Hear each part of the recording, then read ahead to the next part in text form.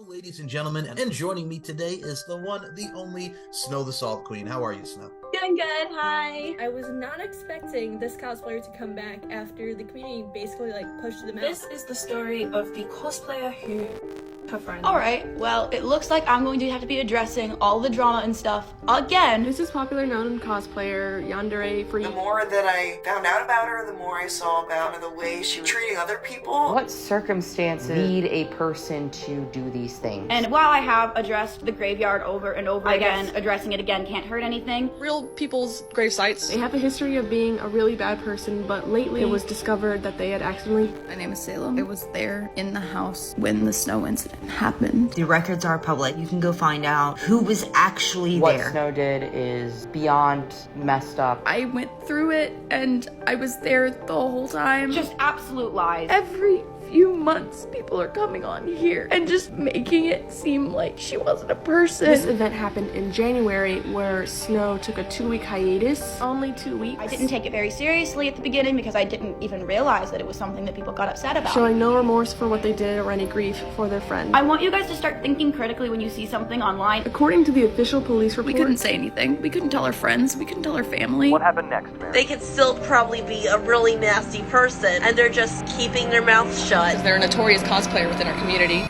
I just really appreciate if we can stop spreading rumors. Thank you. Goodbye.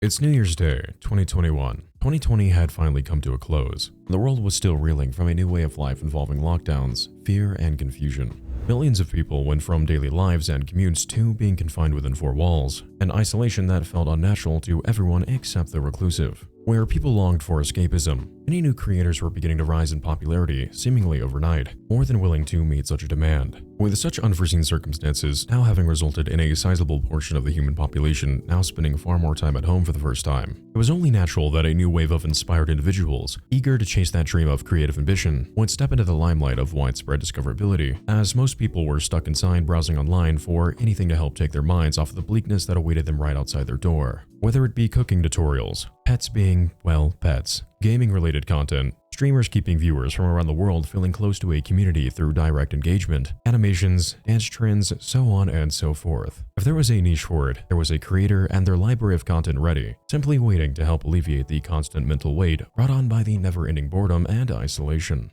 However, with the rise of hundreds of millions of people during this time, using social media far more than ever before as a means to stay connected, this would naturally bring forth a collection of vile individuals whose sole presence online was only guided by their self-serving intentions, at the expense of those around them. From man-wolf hybrids fearful of the number 18, biblically accurate racist furries who quite literally stalk their prey, whimsical divorced fathers itching to fly 19-year-old girls across the country to their motels for content purposes, animal lovers, and urban legend emos, social media quickly became a second home to some of the internet's most depraved individuals online. And with our character of interest today, an individual who has tried to soft rebrand their career as a means to distance themselves from the repercussions of their past actions, we'll be adding, more so updating, yet another entry to the ever-growing list of reprehensible individuals whose names echo throughout the back alleys of the internet like digital folklore. Allow me, if you will, to have the, I suppose, dishonor of introducing to you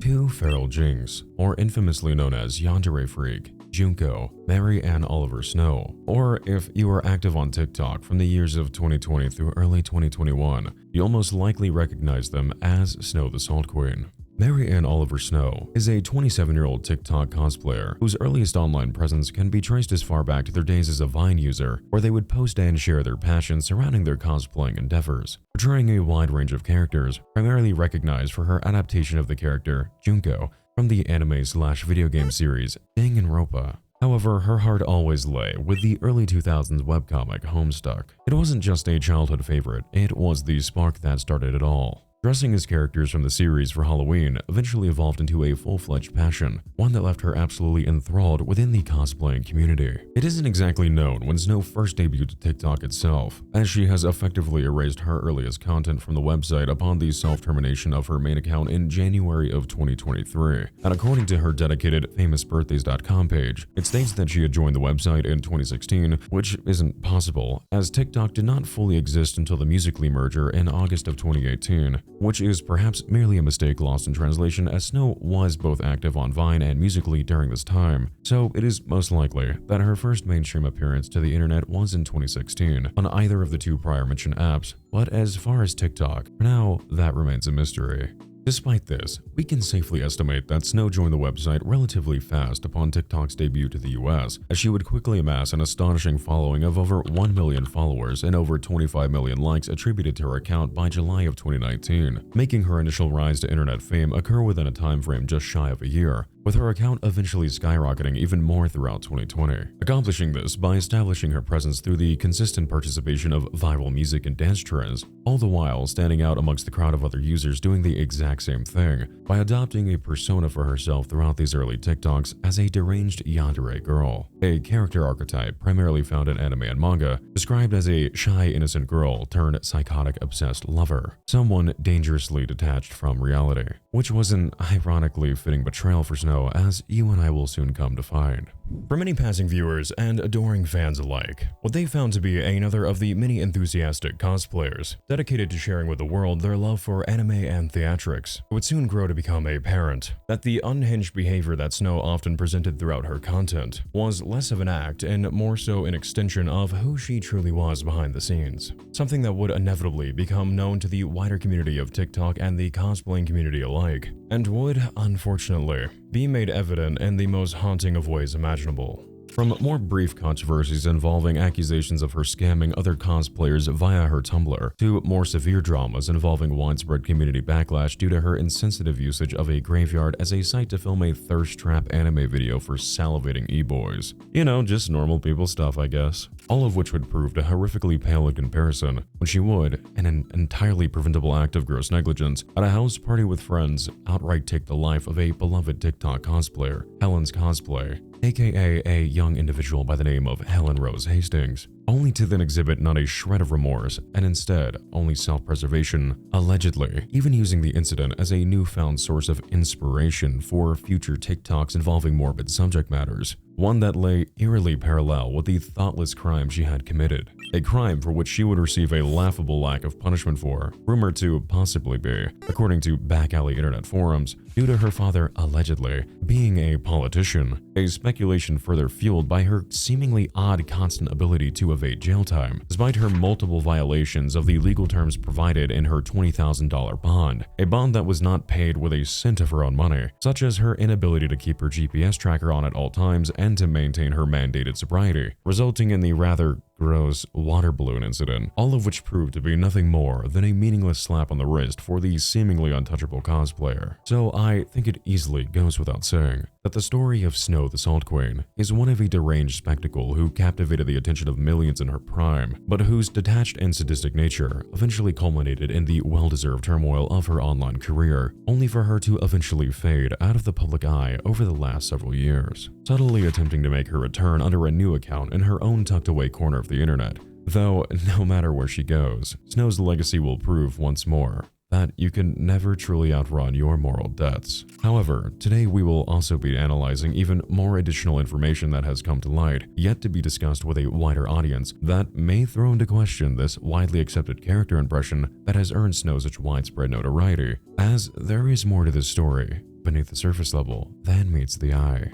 Now, before you and I dive right into this rather disturbing case study of yet another internet creep who has somehow managed to slip past accountability, if you'd allow me a brief moment to introduce myself, I would be incredibly grateful. Hi, HiI'mWonder, your one-stop shop for calm deep dives on some of the internet's most unsavory individuals around. I upload a new deep dive on a bi-weekly to tri-weekly basis, so if you find you enjoy what you see here today in terms of production itself, Feel free to leave me a like and subscribe with that bell notification on so you never miss out on a new story in the future. As well, of course, yours truly. Also, feel free to leave me a comment down below telling me what you did or didn't like about today's video so I can work on providing a better viewing experience for you in the future. I'd love to meet my new 2026 goal of reaching 160,000 subscribers to our channel family, which I want to say thank you truly for helping me reach my prior end of year goal, which was 140,000 followers. So I want to say thank you for all the, my fingers in your face, for all the continued support to this channel. And if you're new here, that appreciation is equally extended to you as well. If you also want to help further boost my ego, correct me on something, or if you just want to say hey,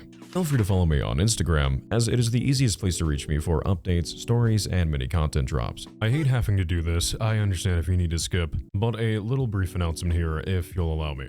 If you have a moment, and not to come across like I'm clinking tin cans outside of your 7-Eleven, I know how annoying it is what I'm gonna say in all honesty. Also forgive my appearance, it's like 3 AM, and I've been kinda 2016 leafy maxing in my room for the last 2 months working on this thing. We got a 26-year-old man calling me ugly. It's true, today is actually my birthday, hence the festive hat. The big 26. But anyhow, if you like what you see here today and would like to see content produced at a faster rate, a super helpful way to help out the channel is either becoming a channel member or joining my Patreon. The channel has seen some incredible growth as of recent history, and I'm super thrilled to have all these nice new faces around the community reaching out and sending me heartfelt messages.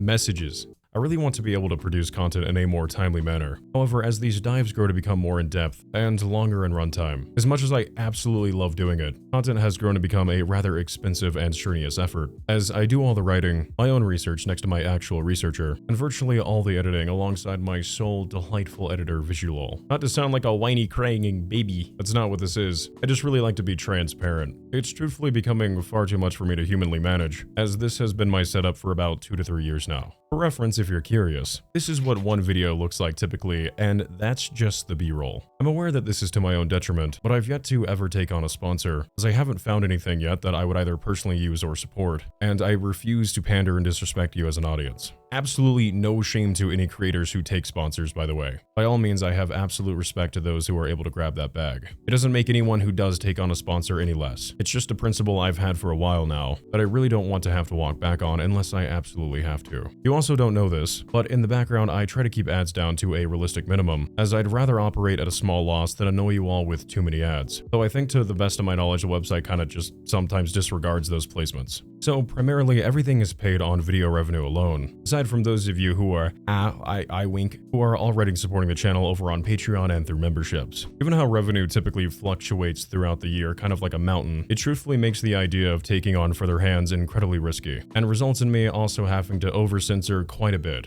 This topic today may already run the risk of getting that fun little yellow, given the obvious sensitivity of the subject matter. I've had other creators much larger than me suggest that I put ad placements every 2 to 3 minutes, and I just simply refuse. However, funding for their projects mainly off of one video's every so often's revenue is, with complete transparency, just not feasible anymore. All memberships and Patreon donations go directly to production, as this channel is quite honestly my life and passion, and I want to further extend this community to its full potential not only just for myself, but for your enjoyment as well. You genuinely have all changed my life already so much, and I have a desire to always provide you with timely, accurate, and informative content. All Patreon members get access to my Patreon-only Discord server, and all supporters' names are featured at the end of every project with a personal thank you. I wish I could provide more in terms of rewards at the moment, and I'm definitely open to ideas, but one step at a time. I genuinely do apologize sounding all needy and what that. It's not my desire to put a nasty taste in your mouth and come across like I'm e-begging. It was actually my close friends who suggested that I make this little promo thing, as I haven't taken a day off in I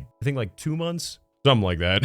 And I just recognize that I have to be a little shameful to take things further. And I hope to be doing this for quite a long time, and as long as you'll as an audience have me. I never want to make it feel like I'm taking advantage of you as a creator. I want to give a big shout out to all my friends who offered a helping hand last second to me in order to help get this out to you ASAP. And thank you for letting me yap about that. So I'll stop taking up your time, very much appreciate you, and let's get right back to it. But with that said, once more, my name is Wonder, and it is absolutely phenomenal to have you here today. Go grab yourself a snack and a liquid beverage of sorts, and let's you and I go ahead and dive right into the nightmarish story of SnowTheSaltQueen, TikTok's cosplaying creep.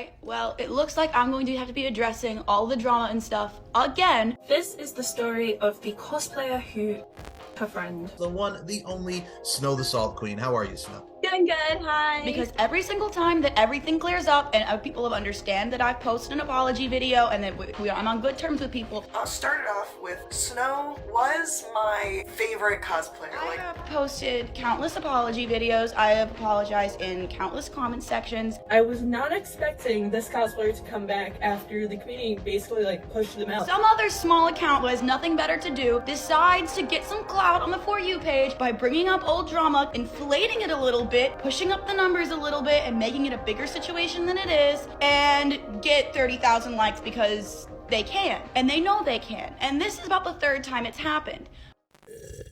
What fun you and I are going to have with this glorious specimen. Also, forgot to mention this in the intro, but I'm kind of getting over a cold, so if I sound super extra tired, that is why. Before you and I can begin to fully explore the volatile details surrounding their tarnished legacy, we will first have to ask ourselves two very pivotal questions. Who exactly is the notorious SnowTheSaltQueen, and where did she even come from? Important questions to ask, no doubt, but ones that will leave us with everlasting headaches nevertheless. However, I do have faith in you, my friend. So with that, let's you and I start at the very beginning. Mary Ann Oliver Snow was brought into the world on September 21st, 1998, in the heart of South Texas, the care of their mother and father, whose names we do not know for certain, as there are some rather unusual circumstances surrounding the suspicious lack of information regarding Snow's immediate family, something you and I will look into later on into our analysis. Throughout my research, I was informed of conflicting information as to where exactly Snow was originally born. I've heard some say that she is from a small town known as Victoria, Texas. I myself actually used to live here once upon a time. But after an unusually exhaustive search, the earliest recorded residence I could find online dates back to 2014, just outside one of Houston's most affluent neighborhoods, known as River Oaks, home to some of the more lavish environments and shopping districts that the city has to offer. While we don't have direct insight into Snow's earliest years, what can be inferred upon the other publicly available addresses listed under her name throughout the years, something I obviously will not be sharing here, nor should you ever seek out these individuals yourself in any capacity. It is quickly made evident that Snow was fortunate enough to have been raised in what appeared to be a very wealthy household and environment. However, unfortunately, that is about as much information as I can provide to you regarding her earliest documented years. So Mary Ann's life before 2013 is something that will, until perhaps one day more information surfaces, remain shrouded in mystery. Wee bit of an editor's note, my dear.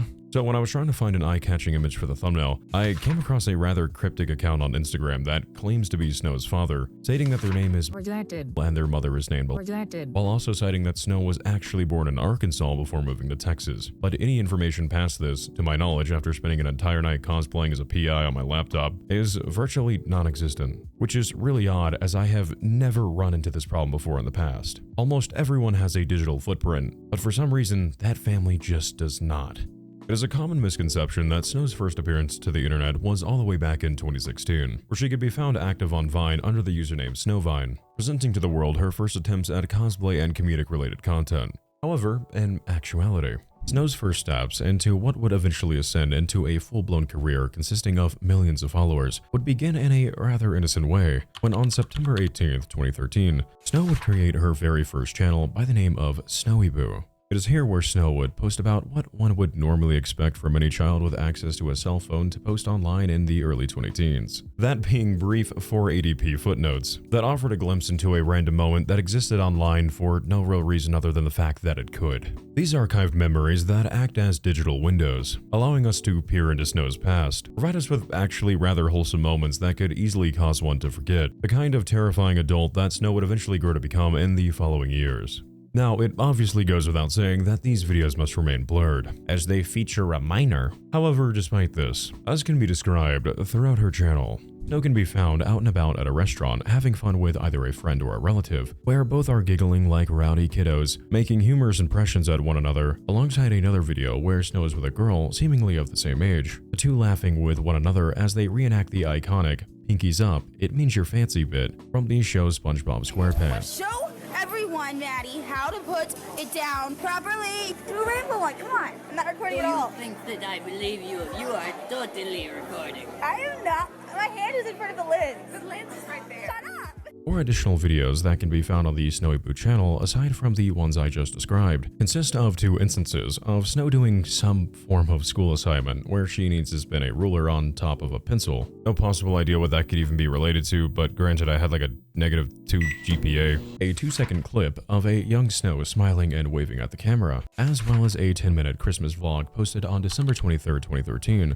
where she discusses the woes of wrapping paper as she packages gifts, presumably for friends and family.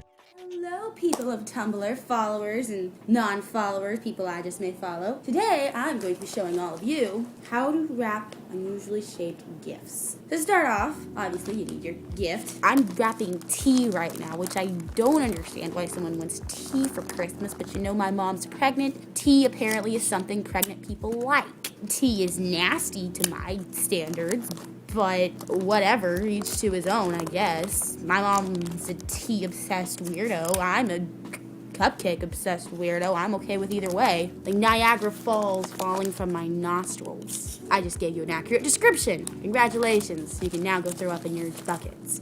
Go throw up in your toilet. And that is how you wrap your presents. That's how you do it. Congratulations. The last entry ever made to this channel would be on May 4th, 2017, as by this point, Snow had already been growing more active on the new, at the time, Musical.ly app that had taken the world by storm the year prior, and was actively serving as a replacement/new home for the creators who had found their success on Vine, which had left many jumping ship to other media platforms upon Vine's official shutdown in January of 2017. Creating in 2016 an account by the name Bad Guy Incorporated, Snow would begin to fully carry over from both their Tumblr and now deleted Vine, their unwavering love for both cosplay and anime, with their earliest Musical.ly content being made up of primarily dance and comedy skits, featuring their multiple portrayals of characters from both Danganronpa and Homestuck. Or is it Danganronpa? I have no idea. It's been so long since I watched it. Danganronpa. Well, it is unknown just how many followers Snow had during this period of time, nor how active they were on the platform. What we do know is that Snow's first real sense of internet virality would occur on December 13th, 2016, when Snow would post to her account a video of her cosplaying as the Homestuck character John Egbert, performing a pseudo-dance routine to Filthy Frank's song, Meme Machine. Not to sidetrack too terribly much, but if you're wanting to feel a little carbon dated real quick, and I'm sure plenty of you probably weren't active on that side of the internet back then, but for those of you who were, silly little fun fact of the day. As of the time of this recording, every minor under the age of 10 years and 6 months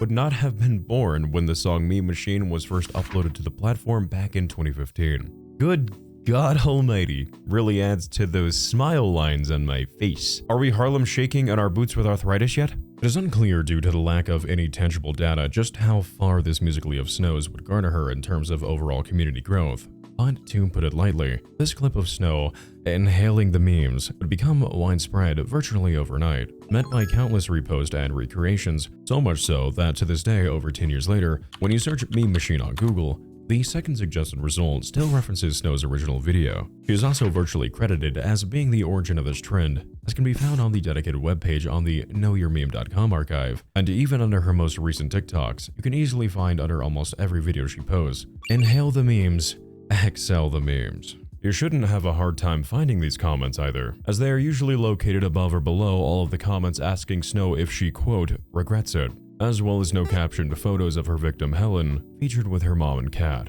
I don't really know how to describe the feeling of it, but it's actually quite haunting to witness these instances, simply just existing out there on TikTok at this very moment, as it is easy to accidentally detach ourselves and process these kinds of stories as, well, stories, which is normal, as I'm sure many of us tend to passively block out such terrible information without even realizing it, though it doesn't by any means stray away from the fact that these events did occur, out of sight in our real-world day-to-day.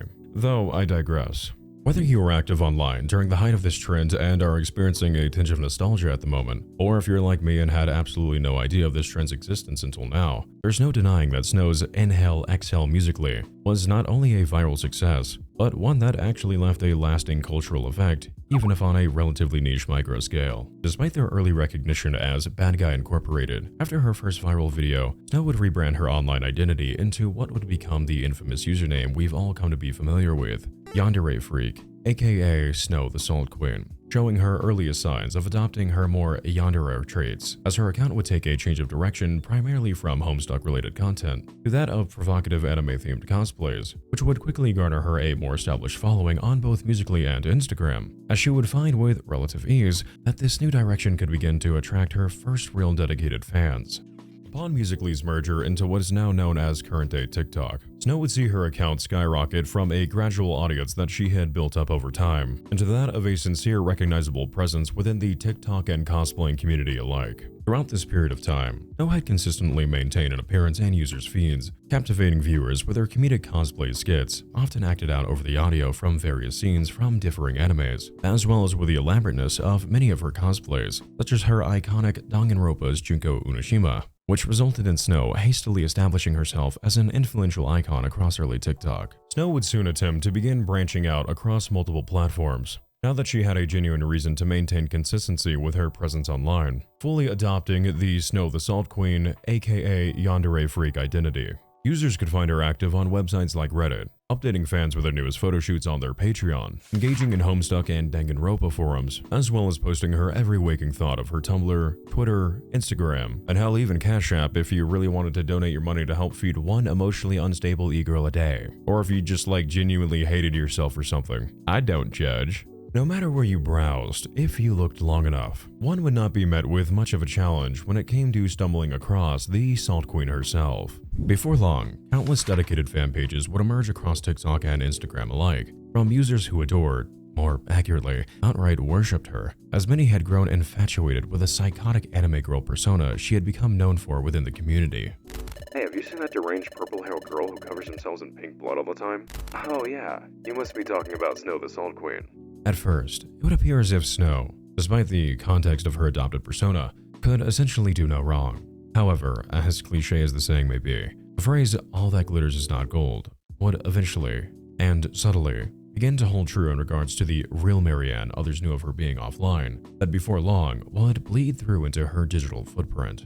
Marianne's very initial run-in with internet backlash was, admittedly, drastically milder in comparison to the other documented instances that you and I will discuss soon enough, but it is worth mentioning nevertheless for our overarching and continual character analysis of Marianne. So at the base of this mountain of evidence and conjecture, let's as a class turn our pages to Chapter 1 and begin with the $300 Junko Inoshima wig incident.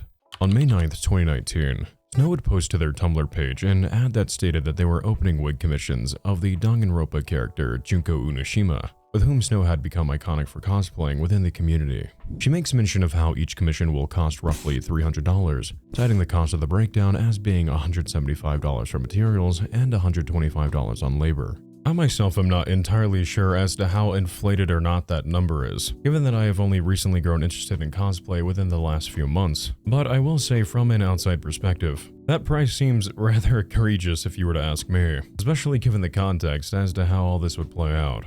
In a video Snow posted later on addressing multiple controversies, it would be stated that a total of 3 individuals would commission Snow directly for one of these Junko Unashima wigs, with one specific user, an adoring fan and aspiring cosplayer new to the scene by the name of Stardere, setting aside money to do just that. Eager to cosplay just like who they had cited to be their favorite cosplayer at the time, Stardere felt like this would be well worth the investment. However, this couldn't have been further from the truth, as the entire commissioning experience would become nothing short of a nauseatingly complicated ordeal that lasted unnecessarily for months, resulting in allegations that Snow was in actuality merely attempting to scam fans out of hundreds of dollars. On August 20th, 2019, a video would emerge on Stardere's personal channel where they openly discussed having had a poor customer experience regarding her commissioning of the Junko Inoshima wig from Snow's Tumblr page. As described in her video, Star, who was new to the cosplaying scene, was unsure how to proceed with a commission, seeing as they had never done this before. Star's close friend, who was willing to help her out, would reach out to Snow on Star's behalf. However, communication was initially rather slow, due to their friend using TikTok DMs to seek out this commission, which was naturally going to take quite a bit of time, seeing as Snow at this point had over 1 million followers on her TikTok page, and was more than likely inundated with thousands of unread messages from fans. Due to to a mixture of poor communication and understandable factors, Snow took quite some time to ship out Star's wig upon the alleged completion of this commission, which at first would be something easily corrected with an apology regarding the lack of dialogue, followed by the package being sent with no further issues. Of course though, this is not where the problems were amicably resolved, and instead, this was only just the beginning of the prolonged ordeal that would provide Star with the wonderful gift of daily migraines and constant frustration. According to Star, Snow would suddenly begin switching the shipping dates further and further away from the time in which she had allegedly specified. But to make matters worse, upon what Star had presumed to finally be the delivery of her package, which she thought had arrived alongside other gifts that her parent had sent her while she was out of town, Star would eventually return home, thrilled to begin her long-awaited work on her Junko cosplay, only to discover that someone had stolen all of the deliveries off her porch while she was away, which Star also concluded meant that the wig she had painstakingly waited months for now was unfortunately gone as well. Or so, at least that's what she thought initially. After her commission was presumed stolen, Star would once again manage to get in contact with Snow, or I suppose Star's friend, where she informed them that their wig must have been taken alongside the other packages she had lost due to the nuisance that is porch piracy. Snow would eventually respond by offering to make Star a new wig at a discounted rate, just under half the price of the original commission. Star, begrudgingly, but also recognizing that the theft was of no fault of Snow's, accepted this offer and paid her the additional cost to have her recommission yet another Junko Inoshima wig.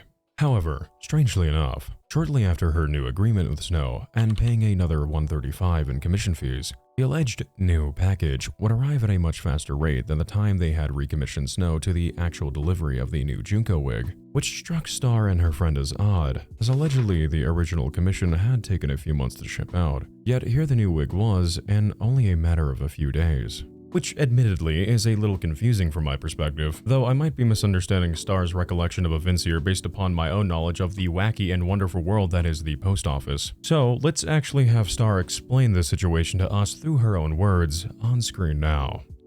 Hey guys, welcome back, it's Star. Today, we have an interesting video. We will be talking about the $300 SnowTheSaltQueen, who recently changed her username to something that I have not memorized. Her $300 Junko wig, which arrived in this box around Christmas time last year when a good friend of mine got it for me, who supported me since the beginning of my cosplay career, at least as far as when I started getting, noticed. So, to start this off, we're actually going to start off with a little story time of the whole buying process. There might be some shade. I'll start it off with Snow was my favorite cosplayer. I looked up to Snow, I was like, wow, the way she impersonates people, and her makeup, and her wigs, and wow, she's really, really incredible. And then, after I got the wig, the more that I found out about her, the more I saw about kind of the way she was putting herself in the community and treating other people. She's just not my favorite cosplayer anymore, and that's my opinion. No harm to Snow, I think it's awesome. She got 1 million people on TikTok. That's so cool. Respect, but it just personally, I'm going to be sharing my opinions, my perspectives, and the experience in what happened, because it was really disappointing, honestly. Alright, so I'm gonna reference my phone here for a few parts, just because I was speaking with my friend to help me remember. I don't want to twist anything, I don't want my memory and disappointment of what happened to affect what actually happened as far as how I'm storytelling. My friend approached Snow, because I admired her Junko wig so much and asked, hey, how much for a Junko wig? And Snow said around $250, not including shipping. My friend was like, that's fine. So it had been a little while. It was taking longer than it should have taken. They reached out. And it was kind of hard for him to get in contact with her. It was over Instagram, and popularity, there's a lot of messages. So I guess first flaw, there's not a way for you to really connect with Snow directly to, for efficiency's sake, to get the wig. It's oh no, you're still one in the crowd and she'll get to you when she does. Which was just kind of okay. So she said that the wig is the cost of 5 wigs plus her labor and time. It would be $250 without tracking shipped. Around this time, and so my friend was like, hey, how's the wig coming along? Are you, and also just really concerned about Snow, hey, we didn't know what was going on. Okay, so then around that time, it was Christmas time, and the package with the wig was supposed to arrive around December. And I was nervous because I was leaving to visit some family in December, and I was like, okay, well, hopefully, it doesn't arrive and, get stolen or something crazy. I was waiting for the shipment, and apparently it hadn't gotten shipped out yet, and we were like, okay, what's happening? Like, it's been 2 or 3 weeks, and it was supposed to be shipped out already, hasn't been shipped out, and eventually I had to leave for my family. I was hoping the wig would get there before I left, and I had to leave, so I left, and 2 weeks later, or a week later, I came back home, and my dad had actually gotten a bunch of presents delivered to my apartment for Christmas, and they were all stolen, and I was super bummed, because I was like, oh no, the Junko wig must have gotten here too, and it must be gone, and I wrote a letter, and I put it on my door, and I was like, please, if you're the thief, just put the wig back, please, I don't care about anything else, you can take all the whatever. I don't even know what got shipped, because I don't know what I got for Christmas, because it all got stolen, but I was like, oh, please just bring the wig back. And so my friend sends a message to Snow and goes, oh, what's up with the wig? After we told Snow, oh my god, we think the wig got stolen, she was like, oh yeah, I haven't, or what'd she say? I got this box. Before she said she sent the new wig out. But he paid for both. He paid for the $300 for the first wig and the $130 whatever, almost $500 for what was supposed to be 2 wigs, one that maybe got stolen, but also, from what it sounded like, hadn't even been shipped out yet. Which then this arrived soon after, but before the replacement wig was even, they didn't finish talking about it. I was very confused. I felt bad for my friend because I feel like he got scammed out of a bunch of money for this already really expensive wig, which I get, it's the styling, it's 5 wigs. That's so crazy. Snow, if you're watching this, did you send out a second wig? Because it was so weird because I got the box soon after we had said, where's the wig? Did it get stolen? So maybe it did get stolen. Maybe it took longer in the mail because it wasn't priority and it was the holidays. I don't know. Let's dive into this $500 wig, shall we? Let me just open this up. Oh, that's my Junko cosplay. I put it in here too. The wig came in these plastic grocery bags, alright? In this box, just, like this. No, thank you for your purchase. Thanks for spending $500 on this wig. Nothing. Just a wig thrown in some grocery bags, thrown in a box. We have one clip here, the base wig, another clip that's a little longer, another short clip, we have another clip, one more clip. So we have 1, 2, 3, 4, 5 clips, which I was confused about because I was like, that's an odd number. And she has 2 pigtails. This wig also came with these. I don't know what these are. I'm still kind of new at cosplay. I haven't been in the community for a while, but I've never seen something like this. And I don't know if you use bobby pins, but no. So it's not like I could really know, and it's not like if I reached out to Snow that she'd reach out back to me, because it's not even like she'd respond to my friend who paid $500 for this wig. So, and then here's the Kroger bags that the wig came in. My frustration is my friend paid for her time and labor constructing the wig and, buying the 5 wigs, which in my head tells me the only thing she styled were the bangs on the wig, which are the simplest things anyone can do. The reason I'm making this video is because wearing the wig all together, one, it doesn't look like her wig because it's not styled. That's why I'm making the video. I have to style the wig. I need hairspray, I need to cut things, because when you just put it on, it doesn't look like her wig. You can see these bangs here. I can get a brush too, but I'll just use my fingers. They're okay. They're pretty okay with bangs. You had told my friend that it was gonna arrive weeks before it did while I was still home, and it didn't. And then we thought maybe it arrived while I was away and got stolen, but it doesn't seem like that's true. I had looked up so much and how incredible your cosplays were. Anyways, that is the $500 Junko wig from SnowTheSaltQueen. Sorry, Snow. Now, as we just heard, Star makes the claim that after the arrival of her new wig after her recommission meant that Snow had most likely not even shipped the original wig until after receiving payment for the new one. However, and this is not any disrespect towards Star, I will state that in my personal opinion, there are some issues with this theory, I feel. By no means am I doubting its possibility, I just would like to share my own thoughts if you will. If Snow's intention, and I have no way of knowing for sure, was to scam people aside from the already highly inflated, I would assume, cost of commission. I would imagine that she would have had to have been playing a little bit of 4D chess while patiently waiting several months to see if Star would potentially reach back out asking for a second commission, instead of her just outright asking for a refund, or opening a dispute with her bank account if Snow refused to do so. There's also the reality that a lot of major postal services just outright fucking suck. I've got my automatic blurring on, yippee. But you see this little fun play button right here? After this lovely community, talk about you handsome, helped me recommission another play button from my former channel almost 3 years back now, after my original was allegedly thrown into a landfill by a very kind-hearted person. Yippee.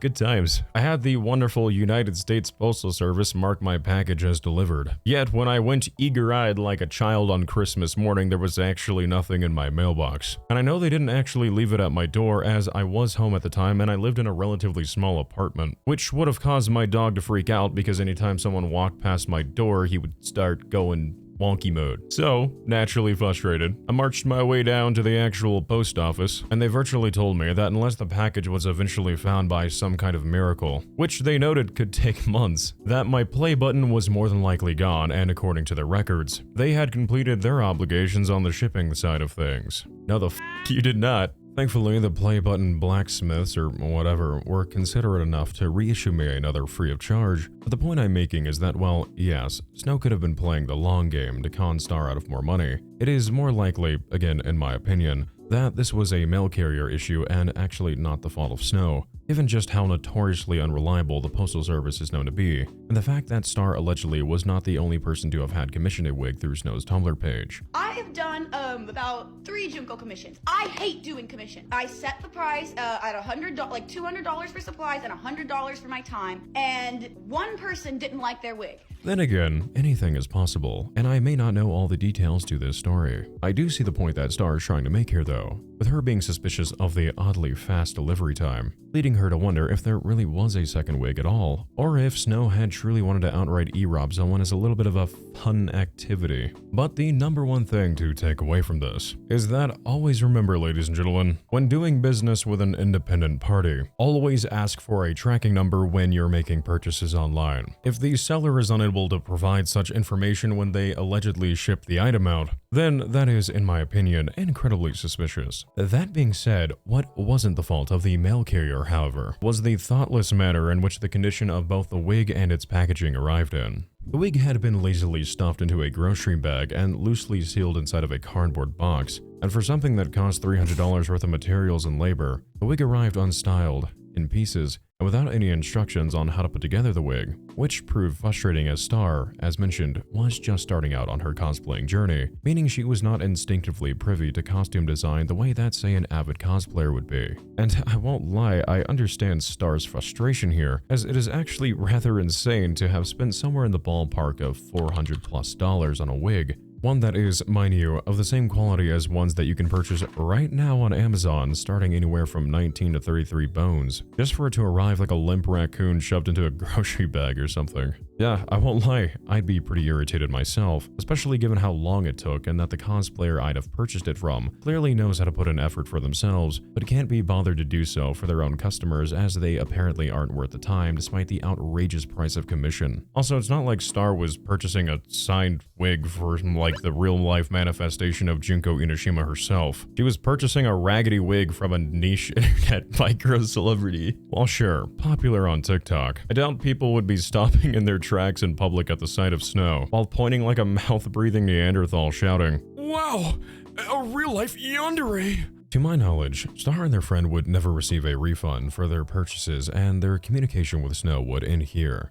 leaving not only Star off-put by Snow as a creator, but by fans who had come across this video of Stardere's. However, before this brief dispute between the two creators could naturally fade out with time, it would actually instead become a mere additional footnote into Snow's ever-growing lore, as only a few months after Star's video was posted, Snow would enact an even more condemnable controversy in early of 2019, involving her and her friend's usage of a cemetery for an anime thirst trap music video, which featured her and another cosplayer provocatively using tombstones. And according to what I was reading, Snow was also allegedly not wearing any... You know, on second thought, let me not get ahead of myself here. In January of 2019, more specifically, allegedly according to this quirky meme featuring a douche mourning the loss of his wife and child, January 27th, Snow and two of her... God. Oh, what an era. Snow and two of her friends, another cosplayer alongside a photographer, would wake up early one morning, bright-eyed and filled with ambition of sporadically disrespecting the graves of random people at a nearby cemetery for likes on Instagram, TikTok, and allegedly OF. Because why wouldn't they? You know, you're actually the weird one for thinking that's weird. You just can't wrap your head around Snow's alpha grind set. She's 5 steps ahead of us, ladies and gentlemen. 5 steps ahead. Well, that's mid as hell.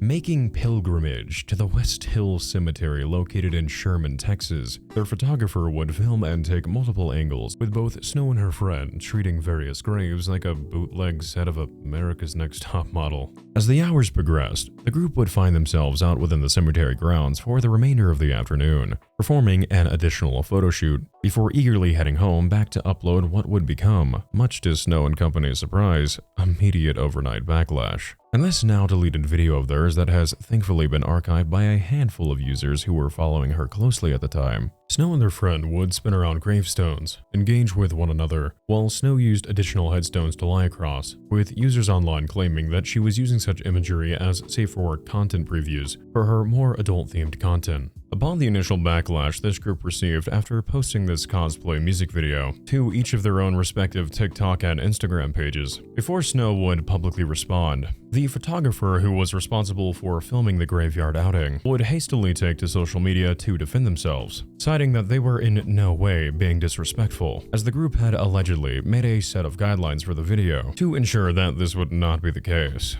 The photographer, whose username has been lost to time, so we will simply refer to them as the made-up name of Emmy, took to their account online to protest that the cemetery was in fact a public space, which meant photography was legally protected, and that they only chose graves that looked like they had not received visitors in quite some time, attempting to only locate headstones that appeared to be over 100 years old. The group would then, allegedly, thank those with whom the graves belonged to, and made sure out of respect to not stop or kick the graves.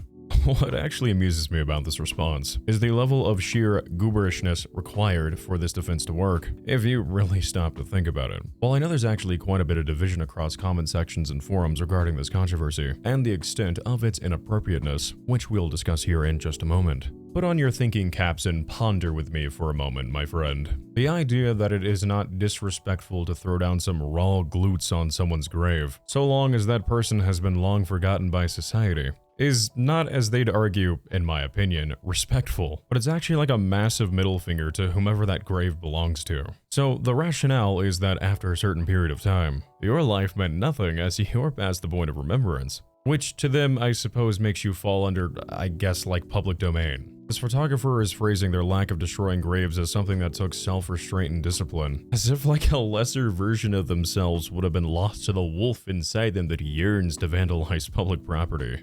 Okay, I suppose you can have a sparkly sticker for that one. Snow would soon follow in publicly defending themselves by colorfully refuting the belief that what she did was disrespectful, by expressing how she herself would not mind, and even encouraging that when she passes, people are free to urinate on her grave. Her words, not mine, though she cites that her desire is to be cremated and her ashes spread in the sewers. Totally not edgy at all, with her following this comment of hers up with a statement where she gleefully joked that she was creating a petition that when her time eventually comes, there must be an amalgamation of Junko cosplayers and kinnies that throw a party on her grave. I think it goes kinda without saying that Snow really could not care less about what other people thought regarding her lewd cemetery video. Despite Snow attempting to downplay and persuade irate users that what she had done was nothing truly condemnable, since she herself did not view what she had done to be worthy of such moral scrutiny, to her surprise, the community of TikTok refused to yield in their backlash, and instead began creating multiple reactionary videos and forum threads dedicated to trashing her and the friends who were present that day at the cemetery. Opinions on Snow and company ranged from users citing her group to be nothing more than edgy teens who thought they were cool for cosplaying at a cemetery, to those who outright called what she had done the genuine desecration of one's grave. Though that last sentiment is a bit of a stretch, given that genuine desecration involves either theft and or vandalism, while taking photos on someone's grave does not meet the legal criteria for such. I know, I'm very fun at parties. Regardless, it still doesn't change just how incredibly cringy and tasteless it was for them to have done this. Interestingly enough, however, despite the initial online condemnation for Snow's disrespectful music video, this controversy of hers was actually soon met with a divided reaction after only a few days, with quite a few users either siding with Snow in their belief that a grave is merely just a grave on public property, or either finding that while her actions were in fact disrespectful as stated prior, that the matter wasn't anything worth losing one's mind over with metaphorical pitchforks and torches. A full disclosure here, as this is an evidence-backed anecdote, but at some point during this entire ordeal, before Snow's eventual public apology that we will analyze here in a moment, she would once again allegedly try to defend herself by claiming that she was given explicit permission to film at that cemetery, and that she had actually run everything by the groundskeepers beforehand. However, this was quickly disproven, as users who were skeptical of this claim decided to reach out to the staff of the West Hill Cemetery, providing via email links to the videos and photos that had been posted on Snow's social media pages, resulting in one user then receiving an email back from the cemetery's superintendent. In this email, the superintendent informed the user that they had directly reached out to Snow via Instagram and had warned them that they are to never return, as if they do, Snow and anyone with her would be, quote, prosecuted to the fullest extent of the law. Which in Snow's case means she may have to, at worst, pick up like trash or something on the side of the road for an hour. Because, as you'll soon come to find, the term fullest extent of the law doesn't really mean much for someone like her. No, not really. On an unspecified date in the following month or so in early 2019, and forgive me, I wish I could provide exact dates, but such information has unfortunately been lost to time. In a 6-part TikTok posted to her account, Snow would come forward addressing all of the controversies she had accumulated within the last year, not simply just the cemetery trauma. She wanted to clear the air on everything, or so she claims, as it was becoming increasingly frustrating having other creators constantly making content on her every other day, as it was generating a continuous stream of hate directed towards her account, something that the yandere found rather irksome. Throughout Snow's 6-part response, she claims to take ownership for her mistakes, describing herself frequently as being ill-informed, but how she was now educated by enough people on TikTok to no longer make the same mistake again in the future. However, when she discusses the controversy involving the commissioning of the Junko Inoshima wig, she had no desire to take accountability for the situation, and instead was actually rather infuriated by the matter. Snow starts off this addressing of Star scammer allegations by stating that first and foremost, she absolutely despises doing commissions due to the complications they bring, which had led to her ceasing all further commissions after having only done 3. She cites that she absolutely hated having to style another person's wig, as she felt it was far too much work to do so, while recognizing that her set price of $300 was an excessive price for commission. Also something of minor note, if we recall, this would actually lend credence to the legitimacy of Stardere's experience, seeing as the wig she received was in fact unstyled, and arrived in a condition more akin to that of a cat that had been cycled through a washing machine. Snow claims that out of the 3 commissions she had done, only one individual actually took issue with what they received, that individual obviously being Star. She states, albeit while providing no screenshots or evidence to back her claim, that upon Star receiving the Junko Inoshima wig, that they had informed her that she was actually grateful for the wig, and that she was indeed pleased with the outcome of the commission, only for her, much to Snow's annoyance, to turn around and upload their prior discussed video alluding to Snow being a scammer attempting to take advantage of her most dedicated fans. What is peculiar to note here, and where there appears to be a misalignment of recollections, is when Snow claims that she offered to provide Stardere with a refund were they to mail back the wig, to which she states that Star allegedly declined to do so, then resulting in Snow refusing to reimburse Star as she was not going to give her back the cost of the commission while Star also got to keep the wig. To the f***ing Junko wig. This makes me so angry. The wig thing is just absolute lies. The person who posted that video said it was a higher price. The price that I supposedly charged this person goes from like $800 to $300 to $600 and constantly changes. I want you guys to start thinking critically when you see something online and actually research something before you start going after it. I have done about 3 Junko commissions. I hate doing commissions. I don't like doing them. I've actually stopped doing them. And I charged $300. I charged $300 for commissions. I know it's a high price. I don't like having to sit down and style someone else's goddamn wig. I set the price at $100, like $200 for supplies and $100 for my time. And one person didn't like their wig. They posted that they didn't like their wig, and when I first sent it to them, they said they liked it, and then they made this whole video saying they didn't like it, which okay, whatever. And I didn't manipulate them into buying it. It was an advertisement, and I said, hey, if you want the $300 Junko wig, you can buy it, I guess. And they were like, I want one. And I was like, okay. And they said they didn't like it. I offered them a refund if they'd send the wig back. They didn't want to send me the wig back. So I said, I'm not sending you your money back, and you get to keep the wig. No. Which, in all fairness, were that to be the open-shut details of the matter, in my opinion, that would be a rather justifiable course of action from Snow's end on a seller's standpoint. However, that was not the case here, as if we analyze Snow's defense a little more finely, we can quickly notice that there are issues with Snow's recollection of events that don't line up with the story that Star presented in her initial video. For instance, Snow says that Star had reached out to them asking to commission the wig, followed by her dissatisfaction and expressed desire for a refund. I didn't manipulate them into buying it. It was an advertisement. I said, hey, if you want the $300 Junko wig, you can buy it, I guess. And they were like, I want one. And I was like, okay. And they said they didn't like it. I offered them a refund if they'd send the wig back. They didn't want to send me the wig back. So I said, I'm not sending you your money back, and you get to keep the wig. No. Though, if we recall, Stardere claims that it wasn't her who actually reached out to Snow, but instead it was their friend. And so my friend sends a message to Snow and goes, oh, what's up with the wig? And what Snow also fails to make any mention of throughout her response is Star allegedly reaching out to Snow about her missing package, the state of the wig, and it being unstyled. The recommission, which allegedly cost an additional $135, as well as the fact that Star never once, to my knowledge, ever mentioned requesting a refund. Though, of course, we do have to consider, seeing as neither creators ever presented any screenshots or evidence to help verify their own claims, we have no way to actually confirm or deny any sort of credence that may be lent to any version of these events. That's not to say that one's own opinion can't be naturally swayed to one conclusion or another, as to whose story you believe. But from this point forward, this would be the last time that Snow's scammer allegations would ever surface again.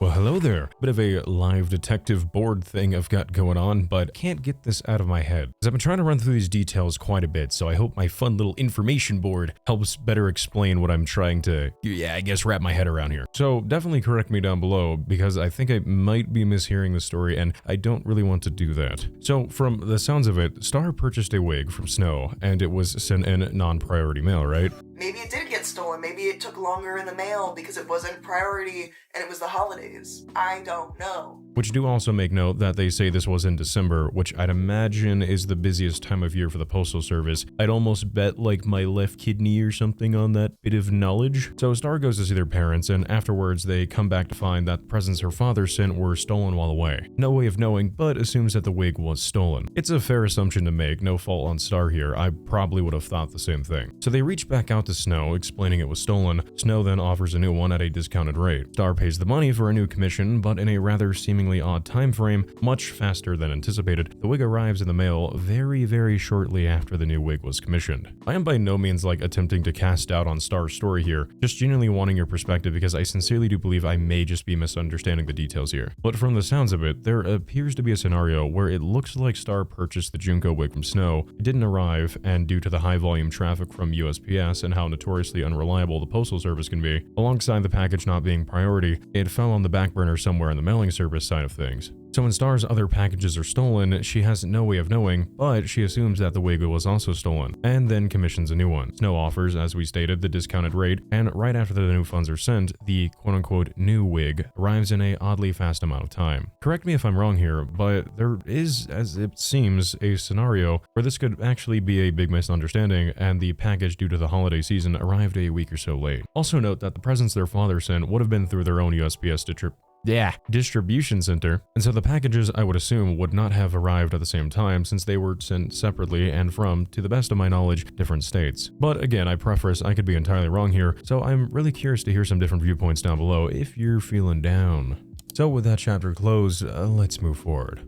Backtracking now to Snow's explanation in part 2 of her response regarding the graveyard scandal, Snow expresses to viewers that it was never her intention to upset anyone by creating content at such a location, as she herself believed that this was a rather beautiful and aesthetic place to film, further stating that she had never heard in her life that misusing gravestones was disrespectful, and how she had grown up her entire life touching them with no awareness of this widely held sentiment. Though, there is a bit of a contradiction to this statement, because if we recall the response from the photographer, who too also received backlash for their participation in the filming of this TikTok, they directly claimed that the group ensured themselves to not vandalize any of the headstones while making an active effort to thank each individual grave, quote, out of respect.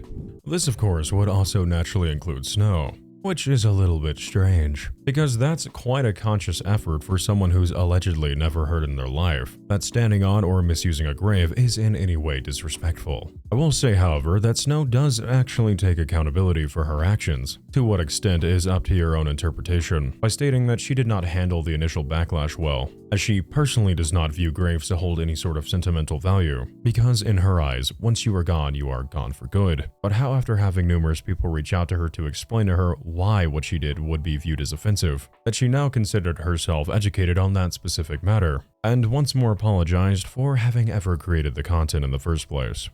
Alright, well, it looks like I'm going to have to be addressing all the drama and stuff again, because every single time that everything clears up and people have understand that I've posted an apology video and that I'm on good terms with people, some other small account who has nothing better to do decides to get some clout on the For You page by bringing up old drama, inflating it a little bit, pushing up the numbers a little bit, and making it a bigger situation than it is, and get 30,000 likes because they can. I have posted countless apology videos, I have apologized in countless comment sections, and I have educated myself on the issues that there was a problem for. However, because of this video that's blown up once again, with some of which are just complete lies, I'm going to have to make another video explaining and apologizing. And while some things I don't mind apologizing for multiple times, some things are absolutely ridiculous and I am absolutely sick of it.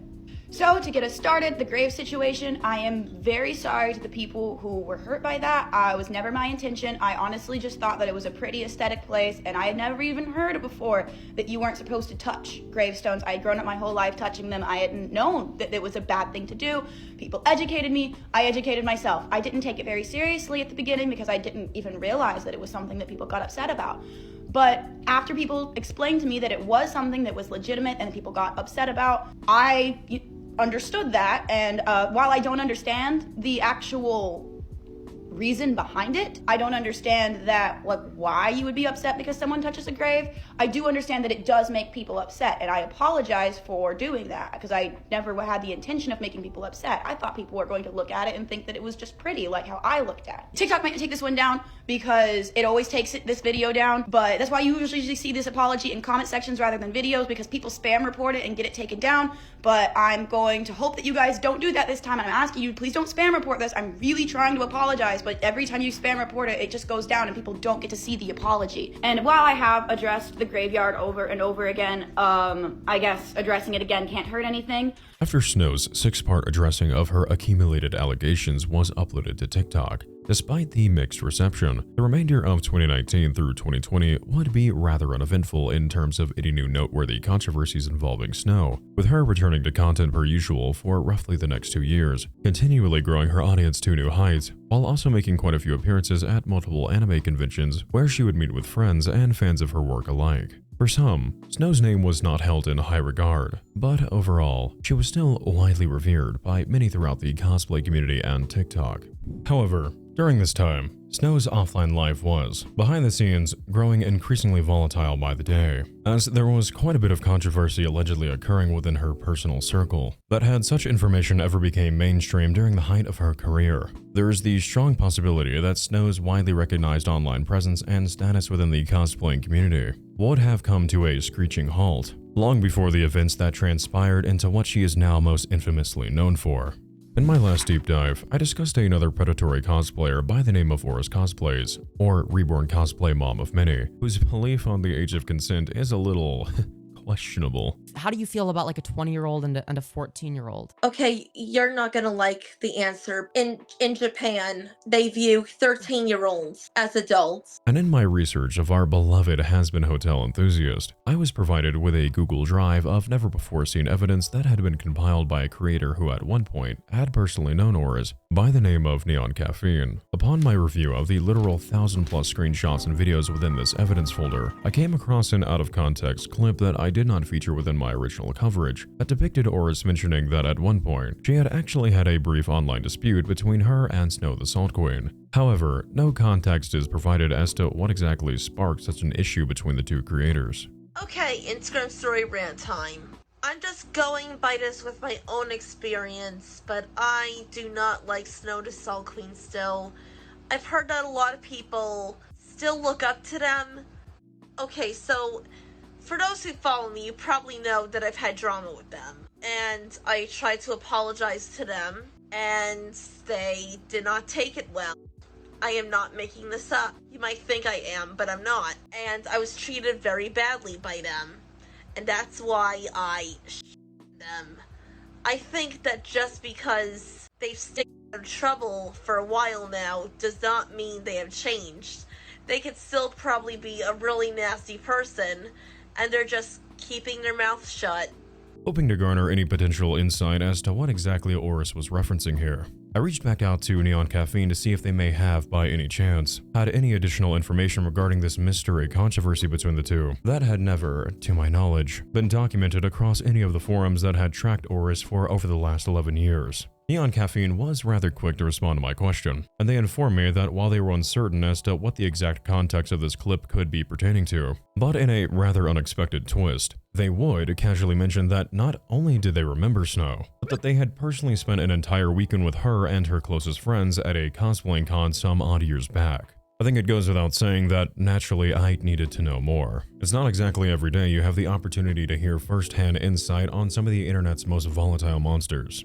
Upon my further questioning of their recollection, Neon would happily oblige my morbid curiosities, and would explain that they had met Snow during a convention known as ColossalCon back in 2018, where they were in attendance with both Snow, as well as her close group of friends who, according to Neon, all appeared to be heavily intoxicated throughout the duration of the con. They also noted that Snow was, for some reason, strangely worried about Neon getting scammed at a restaurant. So I guess not all heroes wear capes, or something. Upon receiving this direct insight, I asked NeonCaffeine if they would be open to further sharing this information via Discord call and/or voice message, to which they stated they had no issue in doing so. Later that night when I was fast asleep, I would receive on Instagram the following voice message from NeonCaffeine, further elaborating on this first-hand experience with Snow, which I will be playing for you now. I first met Snow at ColossalCon of 2017 or 2018, I can't remember the exact year. I met with them and like a group of other friends and mutual friends. We didn't hang out much, but honestly, I remember we all went to like this buffet at the Kalahari. There was a group of like 15 of us. And I don't remember what like the context was, but they were really worried that I was going to get scammed at the buffet for some reason. Just kind of like protective of the group. Actually, one of the other people was Savannah, Snow's roommate, that I mentioned before that I spoke to later, who told me, you know, everything that happened between those two, and this was before the graveyard thing and everything, so when I saw that, honestly, I was kind of surprised. Like, there was nothing that was, like, a particular, like, issue. I mean, one thing that I did find interesting specifically was I had heard that they got upset if other people cosplayed Junko or something like that and were mean to them, but I actually kind of noticed the opposite, that they got really excited when seeing other Junko cosplayers or any other like cosplayers of characters that they liked. Once the graveyard thing happened, I did cut them off as I was not okay with that, and then I found out about, you know, everything else kind of later, and you know, I kind of heard stuff that was happening behind the scenes with them and everything afterwards, and I was just like, whoa. I mean, a lot of cosplayers, at least back in the day when I used to cosplay like a decade ago, were very cliquey in similar ways to Snow. You know, Snow's little group was mostly in Texas, but there were people like that in Chicago or Atlanta, or there were cliques like this all over, and there were things about all of these people that a lot of people didn't know about. You know, there were allegations of sexual misconduct or things like that thrown around all the time about these cliques. Always a lot of drama like that. Snow's clique, in my opinion, was not necessarily a unique phenomenon. Now, I'm not saying that makes it okay in any means. Obviously, it's a bad thing, and in Snow's case, it led to, you know, the loss of life of an innocent person, which is obviously, I would say, one of the worst things, if not the worst thing, to come out of one of these cliques. I feel like outsiders really don't understand how much of a part of cosplay culture that was. Maybe it still is. It's a big reason why I decided I didn't want to be part of that anymore. Now, a lot of these people have probably moved on and grown up, such as I did, and have that be a cringe, drama-filled part of their life, but nothing as serious as what happened here came of it. And I really think that that's the only difference in some aspects of this. I think it's very unfortunate, and I think that these spaces really tend to incentivize people to behave the way that Snow did. Snow is far from the only person who cosplayed that I actually know ended up in some sort of legal trouble. The others may not have been, you can beep this if you need to, but they were serious crimes, felonies, and it's very scary, and I just hope anybody listening to this part of the video, just if you are cosplaying, please do not let these social dynamics peer pressure you into any situation that you don't want to be in. Don't let them change you. The thing is, cosplay as a hobby is going to draw in a lot of broken people because it's a hobby where you get to pretend to be someone who isn't you. And of course, that type of, escapism is going to be enticing to people who feel that they don't fit in somewhere, or, they've got difficult things going on in their lives. When you put a bunch of people who are struggling together, it can create these codependent relationships and these strong bonds, but also this aggression towards people in other groups, and this fighting and this tension. And that's not to say that broken people are bad people, but it's just something to be aware of, that when everybody is struggling, you all need to be careful to not amplify each other's negative emotions. And I think that is part of what created these situations. Obviously, Snow decided to make these bad choices. What Snow did is beyond messed up, beyond not okay. I don't even think I have to say that. That should just be common sense. But aside from obviously condemning Snow and spreading awareness about what Snow did, I think a discussion needs to be had about what circumstances lead a person to do these things. Even if it is their fault, of course. Circumstances do lead people to become the way that they are. And the way that the cosplay community can affect people, I believe, can lead to these circumstances, again, potentially with somebody else. At first, I figured this insight from NeonCaffeine regarding Snow would conclude there, and I was incredibly grateful for them taking the time out of their day to provide me with such information. But then, Neon sent me another message on Discord the following day, asking if I would be interested in taking a look at direct anecdotes via screenshots they had tucked away in a file on their computer from one of Snow's exes, as well as one of their former roommates who had lived with her for 6 months back in 2018, that described in great detail the kind of person that Mary Ann Oliver Snow was when the cameras were off, all obtained with the consent of those parties. With absolutely no hesitation, I immediately agreed to view such evidence, and with what I received, to say the least, I was genuinely baffled by what I was reading. While I, like many others, had heard in passing throughout the years that Snow was a notorious figure within the cosplaying scene, I had never been made aware as to just how allegedly deranged she was, for seemingly no reason at all, to those within her personal life, almost describable as being intentionally cruel, merely for the love of the drama that it would cause amongst their friend group.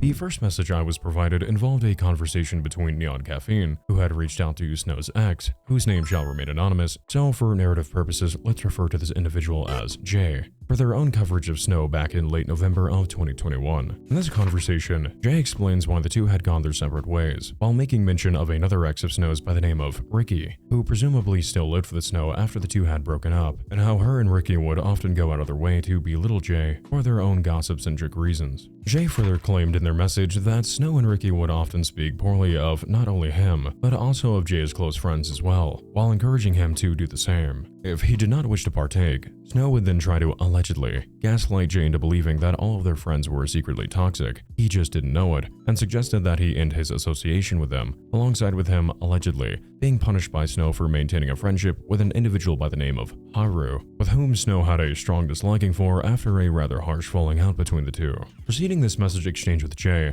was a collection of an even more detailed series of conversations between NeonCaffeine and Snow's former roommate, a cosplayer by the name of AuressCosplays, or as we will be more easily referring to, Savannah, who lived with Snow as mentioned for about 6 months in 2018. These messages from Savannah painted Snow as an incredibly vindictive and needlessly cruel roommate, who seemingly lacked any form of real empathy, while instead deriving pleasure from causing interpersonal conflict between Savannah and her friends, which only made their living situation miserably tense for Savannah, seeing as the majority of their friend group almost all lived together. Savannah's recollection would only grow darker, as she would divulge an alleged uncanny side to Snow, claiming that they would often mention starting a cult with strict rules for members, expressing a desire to perform whatever blood rituals are, alternating between different anime personas, which Snow claimed to be her alters, and showing an interest in wanting to know what it felt like to end another person. Also described is Snow allegedly having, as mentioned, a disturbing lack of basic human empathy, when upon Savannah discovering that one of their closest friends had,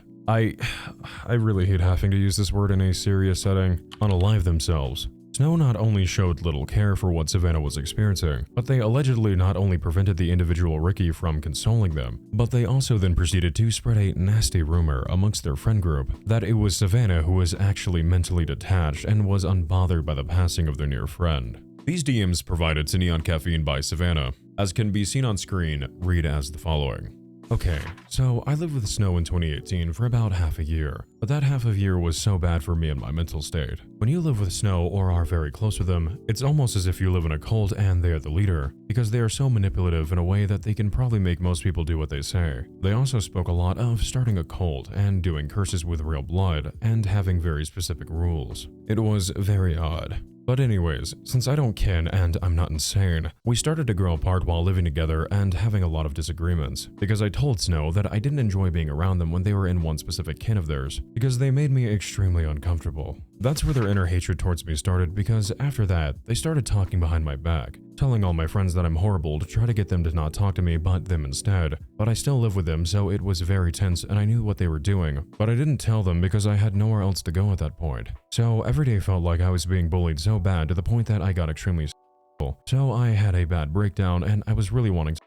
But Snow told me that night to either go ahead and do it or find somewhere else to live. So I found somewhere, but that night my best friend had also self. And Snow also knew this guy, but I was screaming and crying at this point because my best friend is dead, and she just yelled at me to be quiet. At least Ricky tried to give me a hug even though we weren't on the best of terms either, but Snow put out their arm in front of them and strictly said no. And that was the last time I spoke with Snow. But even after I was gone, Snow was still trying to ruin my life for some reason by telling people that I didn't care that my own best friend had passed away. At the beginning, it was fine. I just thought Snow was just very eccentric and really loved cosplay and anime like I did. But they take both way too far and act as if she's an anime character 24/7, shifting over 10 times a day. But most of their kins are crazy characters like Junko, Toga, Shigaraki, Bill Cipher, etc. Not one day went by where I had a stress-free evening where they weren't acting like they were absolutely insane. But obviously, since their shifts are crazy, they would talk a lot about how they wanted to end people or stab someone. And after hearing of what happened, well, that's very grim. Now, while the majority of what you and I just read from Savannah is rather self-explanatory on its own, there is one specific detail that may have stood out to you as it did for me upon my first reading of these DMs. That said detail being Snow's alleged desire to know what it was like to end someone, seeing as that key bit of information would almost seem far too eerily in line with the tragedy that would soon take place involving their victim, fellow cosplayer and TikTok creator Helen Rose Hastings, to be merely coincidence.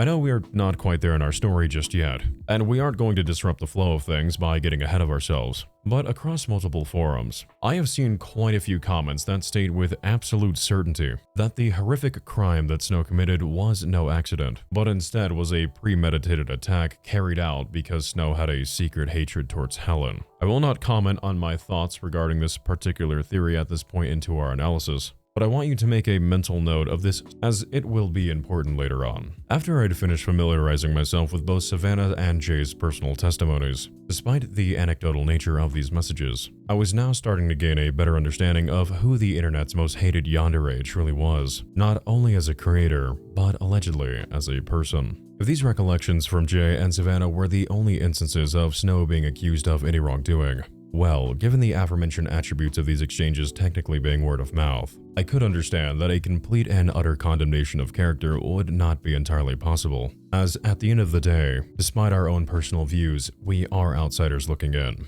trying to make sense of the information we have been provided. But as we have now thoroughly discussed, these messages are far from the only series of affairs involving bewildering accusations against Snow, that all somehow manage to arrive at the same consistent narrative. That Marianne is a self-absorbed drama-seeking individual who displays little to no empathy nor compassion for others. There were the hazy details regarding what truly happened with her scamming allegations pertaining to the creator Stardere's commissioning of her for the $300 Junko Inoshima wig, her debated disrespect involving the borderline lewd yandere content filmed at the West Hill Cemetery, which she allegedly lied about having permission to do as a failed means to deflect any further backlash before attempting to actually take accountability, to the accusations from her ex that she was an abusive partner who would frequently try to isolate him from his own friends by gaslighting him into a poor mental state, potentially as a way to render him codependent.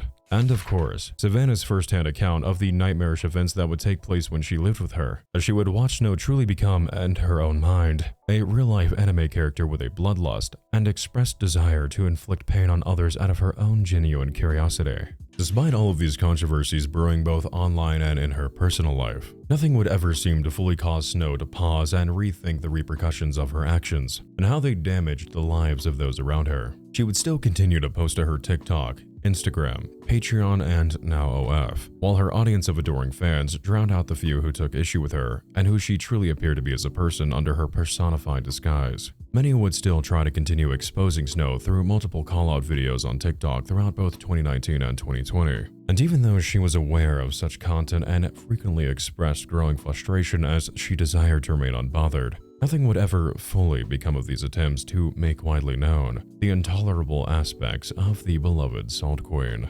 However, this avoidance of true condemnation could not be avoided indefinitely. And for Snow, her luck was soon to run dry, through her own doing no less, in the most horrific of ways imaginable, because Snow's set direction in life was soon to intersect with another TikTok cosplayer creator, as we have touched on here and there while building up to this nightmare, by the username Helen's Cosplays, or better known as Helen Rose Hastings. The two, having been friends since the 10th grade, would often duet with one another in content feature out their own respective TikTok pages, with Helen frequently participating in the many outings and cosplaying conventions that their friend group would attend, even for a time living under the same roof as Snow towards the end of 2020 and early 2021. Their group, as described by witness testimony in an official police report, was, quote, wild and dumb, often gathering at Snow's residence to participate in the heavy consumption of substances while creating TikToks and watching movies. With such a description, one can view this as nothing more than the rambunctious nature of late teenagers and young adults who viewed life with natural contempt for the monotony that is true responsibility and maturity, as for the first time they were experiencing what they felt to be genuine freedom in their youth. However, this rebellious desire would become the catalyst for a gut-wrenching catastrophe brought upon by the idiocracy and reckless neglect of none other than Snow. And so, where the path of these two friends had remained rather parallel for quite some time, their lives would both soon come to a sudden and violent halt, with only one of them ever walking away from the horrific events of the night. That changed everything. This is where the true climax of SnowTheSaltQueen's story begins, and where Helen's would unfortunately come to a needless end.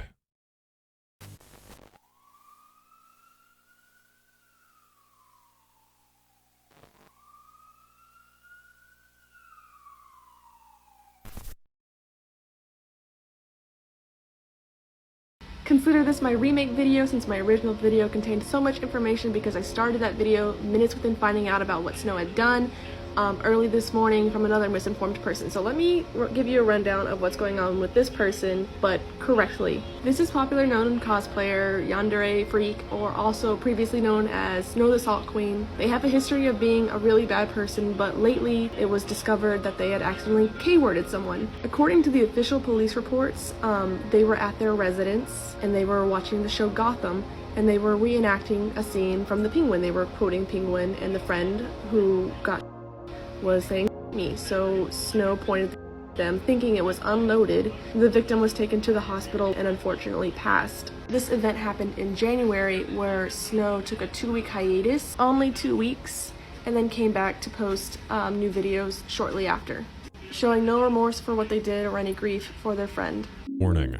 The following contains topics involving the loss of life that some viewers may find disturbing. Viewer discretion is advised.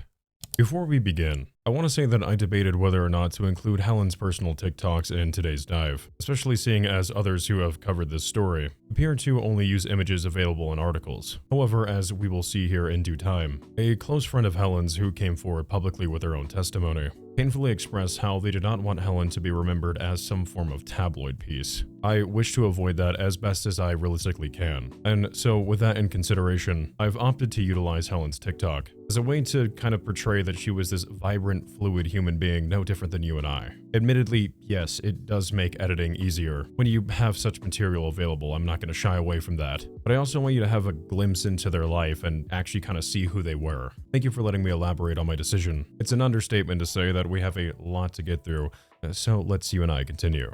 With that said, I think it is long overdue for us to discuss the well-liked and warm friend, to those fortunate enough to have known Helen Rose Hastings, and how their ambitious life had unfortunately become intertwined with the psychotic Yandere herself, resulting in that life being tragically cut short due to an entirely preventable act of just genuine negligence. Helen Rose Hastings, daughter to two adoring parents, Philip Hastings and Susan Rosenberg, was born into a loving home in July of 2002 in Harris County, Texas. In an article about Helen published by the Rolling Stones on October 21, 2021, Helen is described as an exuberant teen with a love for playing D&D with her college friends, enjoying the company of her therapy cat, Willa, and engaging in cosplay, who had their sights on an ambitious goal of achieving 3 separate degrees in art, psychology, and neuroscience. Sincerely thought of by friends as full of life and rebellious in a kindred sense, Helen was someone who had their heart and mind set on a future of ambitions kickstarted by her own natural determination as a person and through the inspiration of her closest peers. Helen loved countless shows like Homestuck, Hell of a Boss, Gravity Falls, and, truthfully, far too many to name, alongside the various animes she and her friends watched that inspired the many of her cosplays, and she enjoyed bands such as Green Day, All Time Low, Misfits, and My Chemical Romance, to name a few.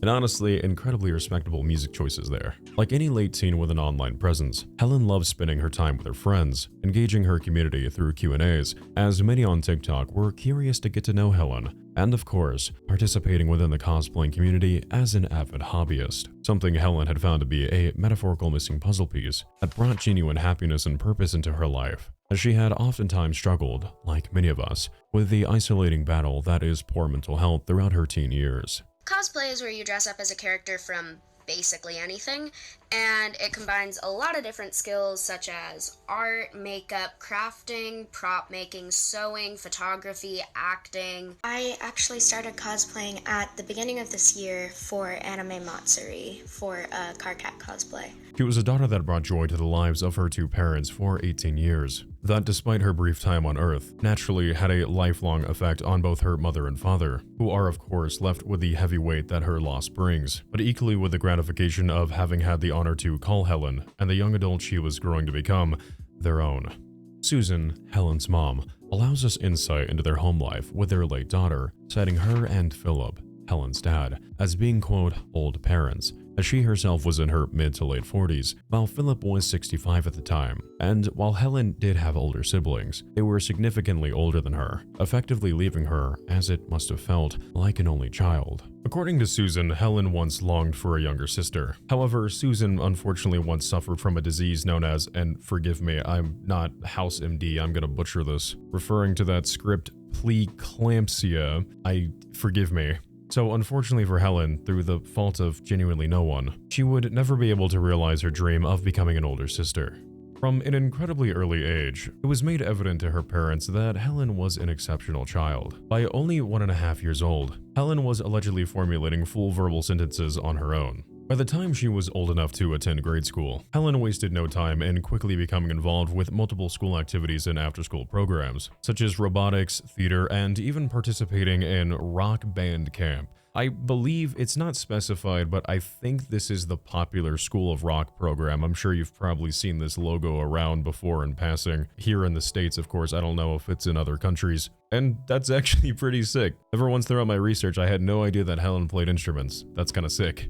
Helen, by all means, was not someone who had it in them as a person, to simply allow for a moment of life to fly by unappreciated. However, cruelly enough, where Helen may have brought light, positivity, and a welcoming presence wherever she went, others, unfortunately, were not so kind to them. Throughout middle school and all throughout junior high, Helen would face frequent harassment for identifying as a member of the LGBTQ+ community, their height, as well as for having an auditory sensory processing disorder known as, and forgive me if I mispronounce this, misophonia. This disease quite literally translates to, according to what I looked up, the hatred of sounds, with many examples such as smacking, lip licking, congestion, pretty much any noise a body makes, causing both distress and discomfort to the afflicted. So if I had to imagine, people like this were probably just going out of their way to make all kinds of weird, disgusting noises just to cause Helen to spaz out, which is just like, why? What do you get from that, man? It's such a cringe, lame effort to go out of your way to try to just upset someone like that. I don't have this exact thing, but I have other sort of sensory processing stuff. My dad, God bless him, he eats like a horse, and man, it drives me up the walls. It really, I want to crawl out of my skin. So I can't even imagine that, but like 10 times amplified, and then having people at your school go out of your way to be just to harass you for something that they themselves don't believe in. It wasn't until the later half of their high school career that Helen would eventually start to find herself surrounded by a more accepting group of like-minded friends. And in the 10th grade, they would meet someone who would not only grow to become one of their best friends, but also one of their biggest inspirations that led them into more openly committing to the cosplaying scene. I'm sure you are able to use that beautiful brain of yours for wonderful context clues. That person was an individual we know all too well at this point, Snow. I've answered similar questions to this, but I started cosplay a little under a year ago, and the people who inspire me are people such as Tardini, Space Egbert, Haru, Snow, like those people.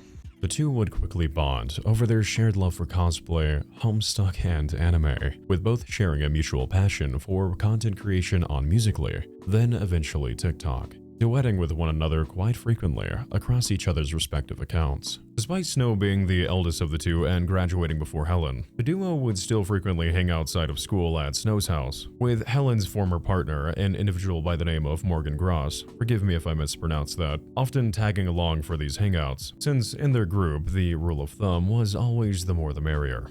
In their interview in the aforementioned Rolling Stones article, Morgan, similar to many of those who had crossed paths with Snow throughout the years, would make note that Snow's behavior could be described as peculiar in nature, citing that when the group would hang out, Snow would switch between her, as described, alters. As it would come to be known in this article, Snow was an individual that often claimed amongst their close friends to have DID, or dissociative identity disorder. However, the authenticity of Snow actually having such a psychological impairment has been speculated by both those who knew her and online forums alike.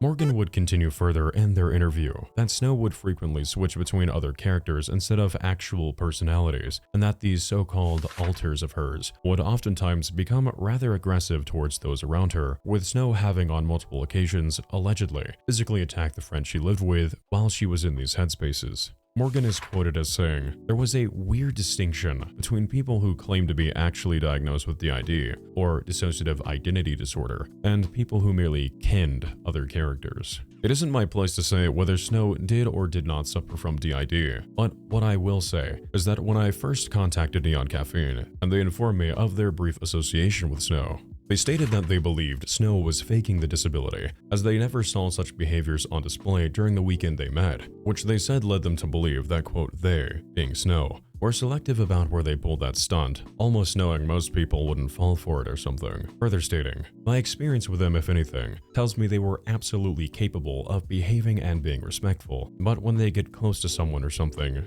they simply choose not to. Also, as was provided in one of the screenshots from Snow's former roommate, Savannah, if we need a refresher, they did have this to say about Snow, which seemed to be related to these alleged claims of her constantly switching between personalities. She claimed to witness while the two lived under the same roof. At the beginning, it was fine. I just thought Snow was just very eccentric and really loved cosplay and anime like I did. But they take both way too far and acts as if she's an anime character 24/7, shifting over 10 times a day. But most of their kins are crazy characters like Junko, Toga, Bill Cipher, etc. Not one day went by where I had a stress-free evening where they weren't acting like they were insane. And lastly, in the same Rolling Stones article, when Snow's lawyer was asked about the legitimacy of Snow's claims of having been afflicted with DID, he provided a statement that reads, "To be quite honest with you, this is the first I have heard of it. Make of this information as you will."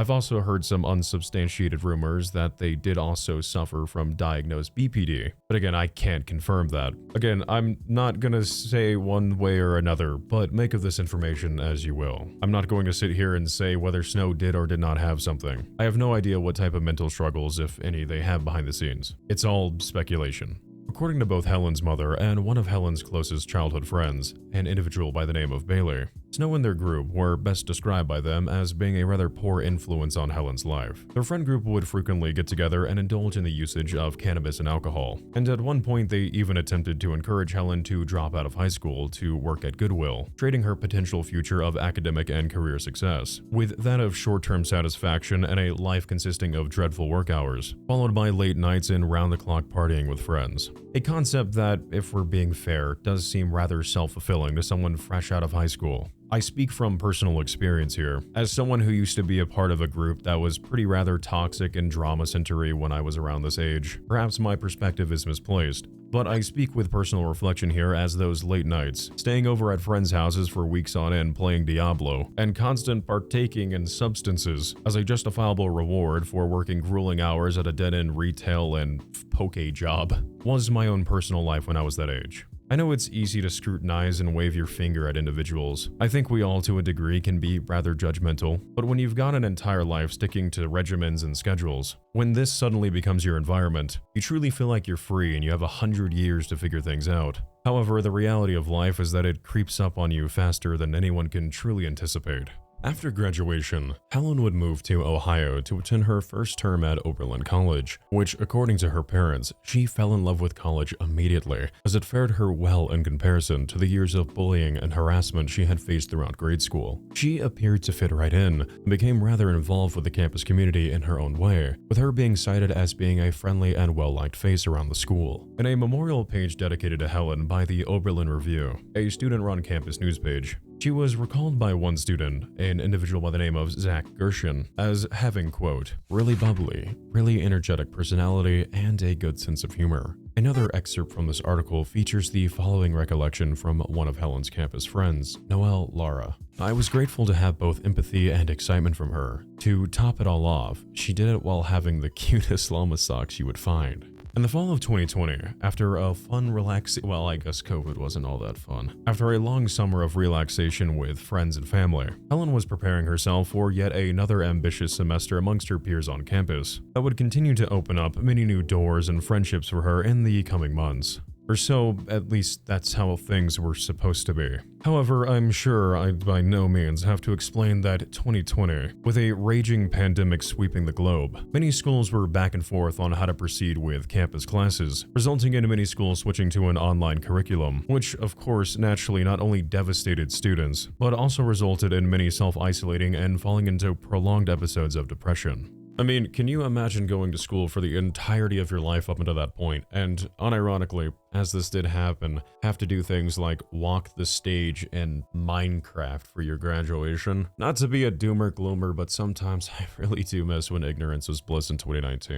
In the fall of 2020, Oberlin College, much like many other schools, would announce that their campus would be shutting down temporarily for the health and safety of both faculty and students, resulting in students being switched to a last-second impromptu set of online curriculum. This, undoubtedly, as I'm sure many of you remember, was quite a tricky situation to deal with. Helen, despite having already moved to Ohio for her semester, was faced with a difficult decision, and so in November of that same year, Helen would decide to move back to Houston to live with Snow and their friends, as she understandably did not want to self-isolate in her parents' home during some of the most pivotal years of her youth. Even though there was already this shared established belief by both Helen's parents and their close friends that Helen's association with Snow and company was rather unhealthy, as they viewed their entire group dynamic to be of poor influence, it was no doubt that, regardless of these factors, that Helen had a good head on her shoulders, with an ambition for her future that could not be swayed, even with the encouragement of others to do otherwise, and that it would not be right to force Helen to remain alone during such a time. Upon Helen's return to Houston, over the next 2.5 months, the household of rambunctious friends would continue to create on TikTok, party, and stay up late with one another, watching their favorite anime and shows as a makeshift ragtag family. Helen would finish the remainder of her college semester online as the holiday season came to pass, with December soon finalizing and a new year coming to fruition, hopefully bringing forth a more prosperous year than the nightmare that was 2020. On the evening of January 17th, 2021, Snow, Helen, and 5 other friends were having a watch party together of the show Gotham, while having drinks and messing about the house while listening to music. It was a night synonymous with countless others like it in the prior months. As the hours progressed and twilight gave way to the stars, the group began to amplify the mindlessness of the night by creating a mixture of vodka, cola, and Dr. Pepper, consuming both until everyone in the house was virtually hammered beyond the point of any real critical thinking. At some point, Snow would separate from the group, who were primarily residing in the living room at the time, and would stumble their way into the garage. As they aimlessly browsed the shelves of the cluttered room, Snow would soon notice that, lying unassumingly out in the open, no different than any other miscellaneous trinket, was their ex-boyfriend's firearm on one of the shelves. Guided by both inebriation and incredibly foolish curiosity, Snow picked up the firearm, inspected it, and found that there was a magazine still loaded within. Recalling somewhat of what their ex had taught them, as Snow herself was not trained in firearm safety. Granted, this was incredibly basic knowledge. Snow remembered that if she pressed the little release on the side, that the magazine would come out, and so she did just that, mistakenly believing that the tool was now safe. Snow, heavily impaired and unbeknownst to her actual knowledge, having little understanding of firearms and the safety required to operate such a tool, would wander back inside from the garage, revealing to those in the home what she found, which resulted, primarily, in an equal level of awe from the group. Over the next few hours, the weapon would find its way around the room, with Snow picking it up every so often to act in character as the psychotic yandere, to which the majority of the group found to be amusing, even going as far as to encourage Snow by playing along with these incredibly dangerous acts of hers. Nobody in the home at that moment realized that each of their lives were, in actuality, in the hands of Snow.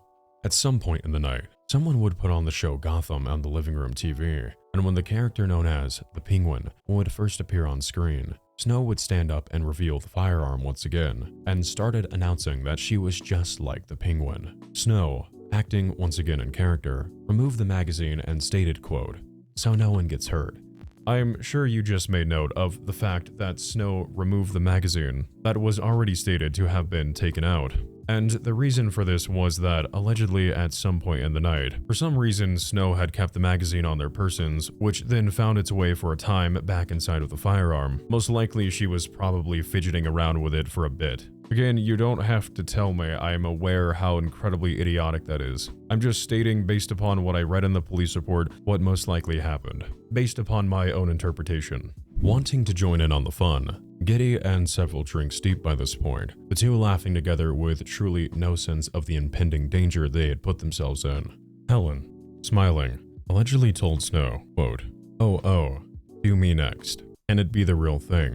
Snow then raised the firearm, and was recalled by witnesses as saying, "Oh, okay," before discharging it and striking Helen, fatally wounding her. In that moment, time froze indefinitely. When mental disconnection departed and reality finally set in, no one in the room could process what had just happened. There Snow remained, static, with Helen collapsed motionless at her feet. Within the home, Panic immediately took center stage. The air of what was perceived to everyone as a night of harmless fun was, in a split second, replaced with utter shock. Snow, upon mentally being able to realize what had just happened, ran upstairs to retrieve a towel, while another individual in the home quickly attempted to apply pressure to the now motionless Helen with a nearby stuffed bear, though this would unfortunately be to no avail. Her injury was evidently too severe.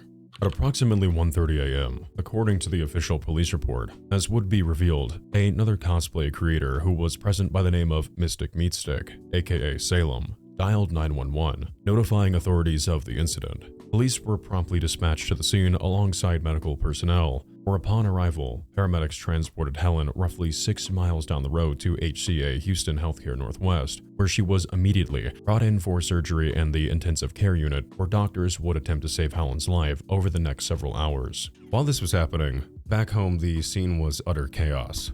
Snow's friends were still obviously in shock from what they had just bared witness to, while Snow herself was detained and brought to an unmarked county vehicle that was located on the scene, where detectives made mention that she was rather cooperative and willing to give a statement on what had happened. A detective entered the front seat with Snow, turned on an audio recording device, and the following statement described is reenacted per the official police report. Again, to clarify, these aren't direct quotes, these are just kind of a reenactment from what was described. And a huge shout out to my beloved friend Favorite and my friend Zychron, aka Robin, for helping me out here. With that said, let's take a listen. My name is Marianne Oliver Snow, and I live in Houston, Texas. Helen, she doesn't live here. She's only supposed to be staying here for a little while. She goes to college out of state. She just wanted to be here for a couple of months due to the lockdowns. Okay, I understand. You two were close. Now, Mary, I'm gonna ask you a difficult question, but you know I have to. Alright? What happened tonight with you and Helen? Well, so we had been passing it, you know, the gun, around with each other, being stupid. We did that for a few hours. I honestly might have had too much to drink.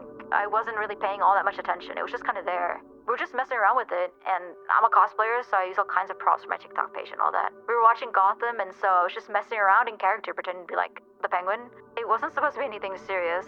Helen, she came up to me, and we were both pretty hammered, and she told me something like, "Ooh, do me." We thought we were being funny, so I laughed and I said, "Oh, okay." And then...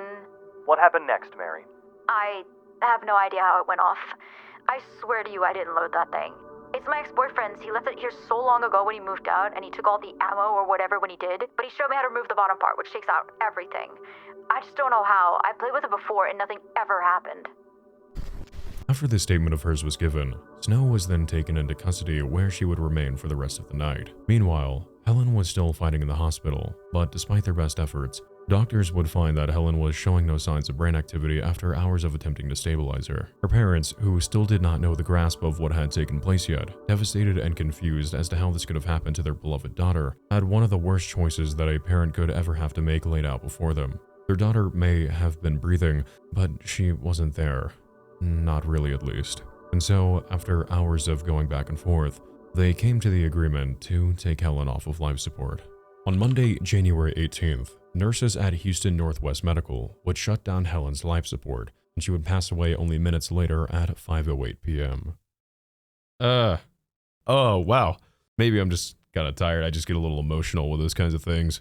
Dude, it just sucks, man. You know, like I grew up like 2 hours away from these people my whole life. I was kind of around the same age demographic, into similar things, interests. You know, I noticed like being like the bullied one at school for having all kinds of weird stuff. It's just, forgive me for that. Let's continue.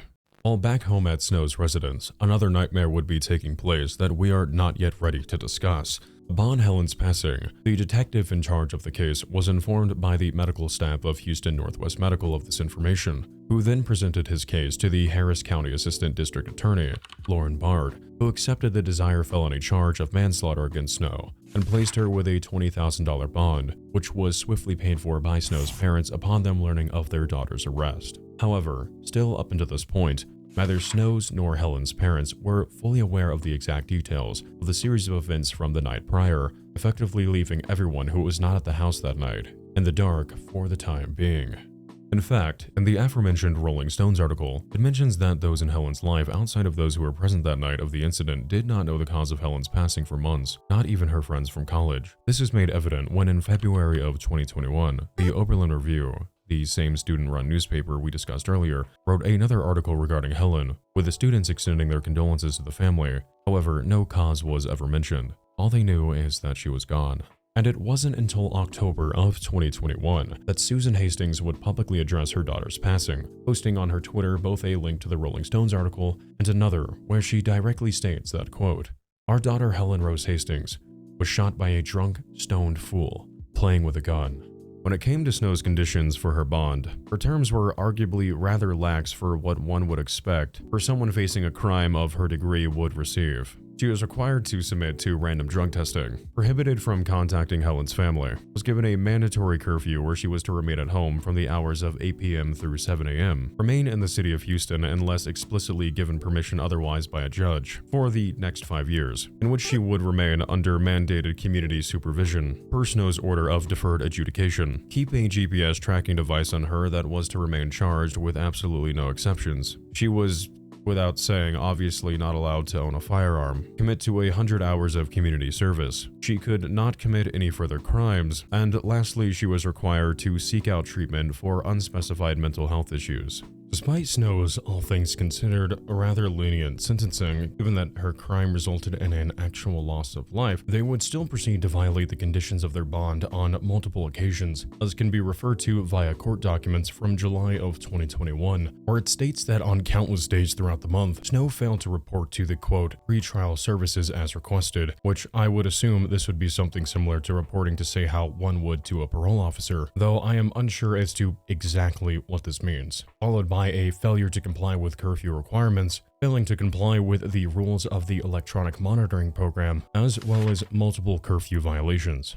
And what is safe for workly described as the water balloon incident, on December 1st, 2021, Snow reported to the aforementioned pretrial services, where she was required to pass a drug test via a urine sample. The following I will have to describe in a non-explicit manner, but the court document regarding this next violation reads as the following. During the test, defendant attempted to provide a urine sample from contents found inside her. The defendant, by attempting to falsify a urinalysis test, violated the conditions of her bond put in place by this court in the above-styled case number. Despite Snow's countless examples of clear disregard for the legal system and her rather lackluster debts she owed for causing the loss of Helen's life, and even with how many violations of her bond were documented by the courts, nothing would ever actually come of this. By this point, as you and I will discuss here in a moment by taking a step back, to iron out the details regarding the aftermath, pertaining to the public perception from the community of TikTok, dedicated users who had been closely following the case began to question how Snow had managed to not only avoid seeing the inside of a jail cell, but also how tightly shut-lipped the case was initially, noting a lack of news reports and articles discussing what had happened for months, why there was no word from Snow nor anyone else who was at the house there that night for that matter, as well as how Snow, despite multiple violations, managed to somehow keep evading the consequences of the law. That's when an interesting rumor began to circulate in the back alleys of internet forums, that Snow's father was, in actuality, allegedly a politician with powerful ties, who worked tirelessly to not only keep Snow from going to jail, but also to keep their and their family's name out of the news. I have seen this claim floating around the internet quite a bit throughout my research, which led me down a rabbit hole of, well, nothing. But it was this exact lack of anything regarding their family that left me puzzled. This wasn't my first time needing to track down information on someone by going down the archives that are public record. Honestly, it's incredibly scary how much information is about us online at any given moment, and in my personal account, never in all of my research has someone's history been so incredibly lacking in terms of a digital footprint. What I did find interesting, however, is that every publicly available address I could find for Snow to date where she appeared to live with relatives were all homes located in rather affluent neighborhoods, which leads me to strongly believe that whoever Snow's father is, either they, their mother, or both, are of an incredibly wealthy background, which, if there is anything that speaks louder than witnesses and legalities in a court setting, it's money. I've stated this prior, but this is not nor ever will be an invitation, nor am I condoning you seek out such information yourself. I never support, nor should you, contacting anyone involved in the coverages presented here on this channel. This was merely me attempting to find any merit regarding claims I found across multiple forums. Though do take this conspiracy with a grain of salt, as despite this rumor floating around with such an established certainty of fact, I am yet to locate anyone directly mentioning who their father is, or who he apparently is, seeing as many vaguely claim that her father is a politician without any direct specification, which admittedly is incredibly annoying. On May 24th, 2022, in the 230th District Court in Harris County, Texas, after nearly a year and a half of legal battles dragged out by a laughably sluggish legal system, Mary Ann Oliver Snow would waive their right to a jury in exchange for a plea deal, and so, later that afternoon, Snow would plead guilty to charges of the felony manslaughter of Helen Rose Hastings, furthermore waiving any right to appeal this verdict in a court of law should she feel or express the desire to do so in the future, officially bringing closure, on a surface level, to the hellish saga and aftermath of the tragedy that had taken place that night on January 17, 2021, that shattered the hearts of those who knew Helen.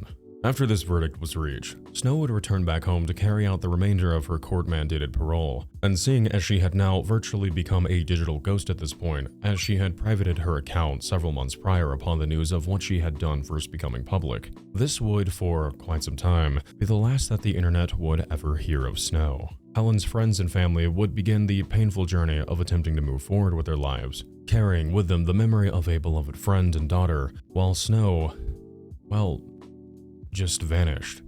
Snow didn't simply fade out of existence. She was still out there somewhere. But as to where, that was a mystery few cared to consider worthwhile. However, worthwhile was such a curiosity, as beneath the surface of everything, when you really begin to dig and look through the long since buried archives surrounding her, one will find, if they look hard enough, that in reality, there was far more to the story than anyone could have initially ever anticipated. So, crucially, it begged one to ask, what happened to Snow, and where did she eventually run off to? But in order for you and I to even attempt to begin trying and answering such a complicated question, one that will send us down a new and unexpected rabbit hole of various viewpoints, contradictions, and additional testimonies, there is an entire other side to this story that you and I are yet to discuss. And that was the public reception of what Snow had done, and the seemingly sociopathic-like behavior she displayed in her content in the following weeks to months after the incident, sending the internet into an absolute frenzy, with users attempting to decipher between the truth of what happened that night and what was sickening high school levels of depraved rumors that insulted Helen's legacy and muddled the truth, in exchange for intentional ignorance for dramatic indulgence. So before we can reach that destination, we first have to take a step back to the immediate aftermath of that dreadful night. On January 21st, only 4 days after the incident and 3 days after Helen was taken off life support, Snow posted a TikTok to their account stating that they would be taking a hiatus and they were unsure as to how long they would be gone for, with no further elaboration, causing confusion and, for some, even worry about the well-being of Snow. Though 2 weeks later, on February 10th, they would once more return to TikTok and announce, with no explanation as before, that their hiatus was officially over and that content would resume as normal.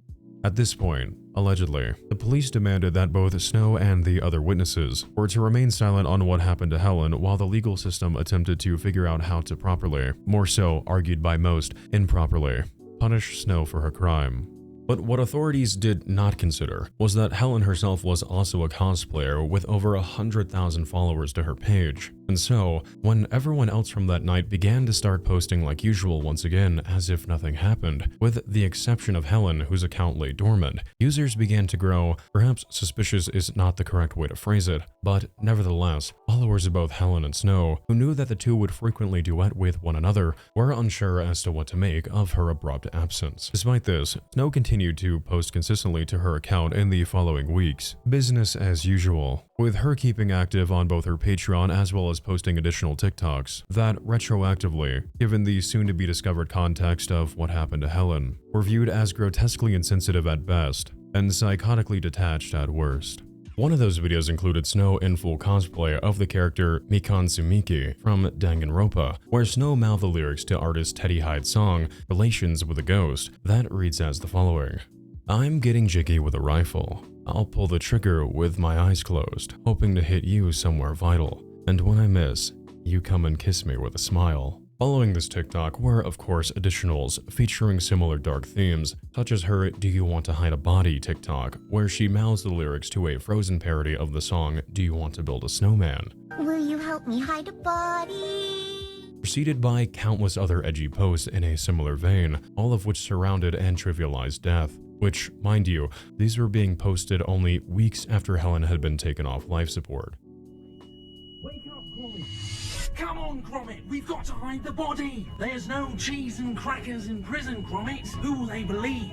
A man or his dog? Now granted, these themes were nothing new from Snow's account, given her entire persona online was quite literally being a yandere freak. But given how close of a time frame these were being posted after what Snow had done to Helen, it came across to anyone as outright deranged, as to post such content, one would conclude such an act would require a frightening degree of sociopathic detachment.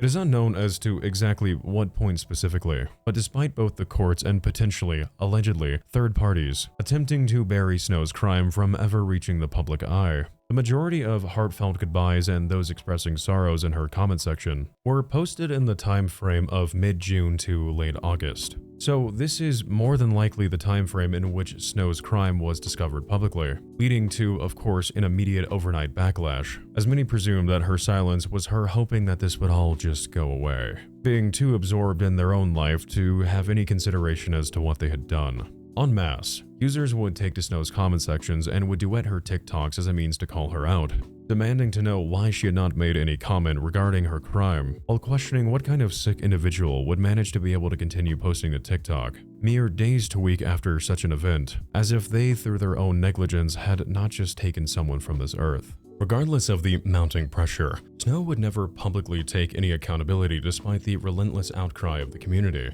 which only enraged users further. However, Snow would soon attempt to delete some of her previously mentioned controversial TikToks soon after her crime became public knowledge, though this did not go unnoticed, as users in the comments of her other remaining TikToks would begin to taunt her for these actions, with an example of one of these comments that reads, "I hope the prosecution saved the last post before you deleted it, because it was not a good look."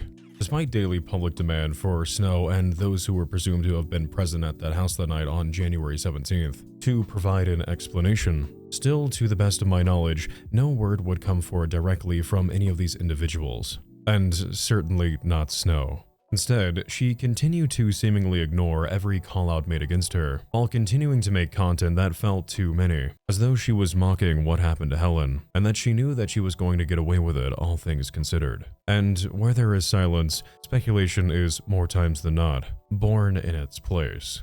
Deplorable rumors began to spread across TikTok and Reddit forums alike, with people crafting all sorts of outlandish claims that many began to run with as the truth and genuine narrative of what had happened that night without much thought or scrutiny. These gossip-centered conspiracies rumored from accusations that the paint featured on the backdrop sheets that could be found throughout Snow's TikToks was in actuality Helen's DNA smeared into the fabric, to further unfounded claims that this was all a premeditated attack on Helen, and that everyone in the house that night was secretly in on this plan, even going so far as to make falsified assessments that Helen was specifically brought into the living room so the group could carry out such a plan. There was also the, when you analyze for more than 2 seconds, idiotic rumor that Snow had been playing Russian that night and knew when it would land on Helen. And for Helen and their close friends' sake, I'm going to refute all of these allegations here and now, as throughout my research I have come across countless examples of people just making these careless statements. These rumors, as I'll put so eloquently, are f***ing disgusting. Let's start in order, shall we? Snow had featured red paint to achieve this effect before in her past content, seeing as she frequently cosplayed as a literal psychotic yandere personality. To assume that not just Snow's friends, but Helen's own childhood friends, who knew her long before they even met Snow, would just casually take a white sheet and stain it on the living room floor where Helen was located, which could not have been done by Snow, mind you, as she was still in police custody at this time, is just so disgusting and idiotic. Anyone who believes this needs to spend more than 5 minutes away from Wattpad fanfictions and to actually discover what the texture of grass feels like. Allegation number 2. If this was premeditated, that would have meant that A, there would have had to have been a motive, and seeing as everyone, including Snow, actually liked Helen, because Helen was just that kind of person who didn't cause any issues for anyone, this would require that all of these witnesses, which mind you, was a close friend group made up of heavily inebriated early college-age students who have their stories aligned near perfectly for when the police arrived, with the group never once wavering in their stories over the course of a prolonged trial. No guilty conscience from anyone over what they did, just the feeling of success of helping Snow oh yeah, potentially face jail time. I'm sorry, but I find that highly improbable. Nothing about that theory makes sense, and it's incredibly disrespectful to Helen and her friends. Allegation number 3. Russian roulette with a semi-automatic. I'm just gonna go out on a limb here and say that I don't really need to explain this one. While many users, I'm sure, believe that in making these rumors they were somehow defending Helen's memory by making Snow out to be this creepy pasta ideation, when in reality what they were doing was trivializing the very real person that Helen was by watering down her story into something fanatical for dramatic entertainment. I am sick of coming across these allegations in comment sections and forums, and I do not exactly yearn to entertain such absurdities past that very brief rundown. Another one, I mentioned it in the outro because it was a bit of an improv outro, but another rumor that was just absolutely disgusting. Apparently, around when one of the other witnesses came out, who was verifiably there, because I took the time to check and verify that they were mutuals with plenty of the people there and appeared in several of the individuals' presence content. There was this trend of individuals who decided that in order to further boost these rumors, they just lied about being there, citing, oh, I was hiding in a closet and I saw, and they like carried out this plan. And I'm like, are you actually serious? Like, wait, these are real people's lives, both the good and the bad. These are real human beings, right? And we're just gonna, I don't know, for entertainment and TikTok likes, we're just gonna lie. When the police did a full sweep of the house, there wasn't 35 people there, it wasn't a bar mitzvah. So it's just like, why wake up and just, I don't know, it just makes me mad. I'm too tired for this crap with the Snow situation, so I'm just gonna make this short and sweet. The records are public, Houston Police Department. You can go find out who was actually there, because over a dozen videos have popped up in the last 2 days of people lying, saying, oh, I was there, give me attention because I was there. Somebody, do you get that? How are you clout chasing off of this right now? The reports show who was actually there. Also, a full sweep was done, full disclosures were done, everybody. No, you weren't hiding anywhere, you didn't jump over the fence, or whatever excuse you're gonna make when people pull that report and find out that you're lying. Yeah, there is no excuse for it at all. There is no excuse in the world for you lying, saying you were there during a horrible crime. Someone lost their life and you are on here clout chasing over it. I've never spoke about this, but I served in the Army with one of the police officers that was on that night, so I'm fully aware of who was there. Because during all this process, he had reached out to me at one point and was like, dude, you're a cosplayer, this person apparently is a cosplayer, do you know this person? Like, it's a whole thing. And I never said anything about it because I'm not gonna sit here and clout chase over someone getting.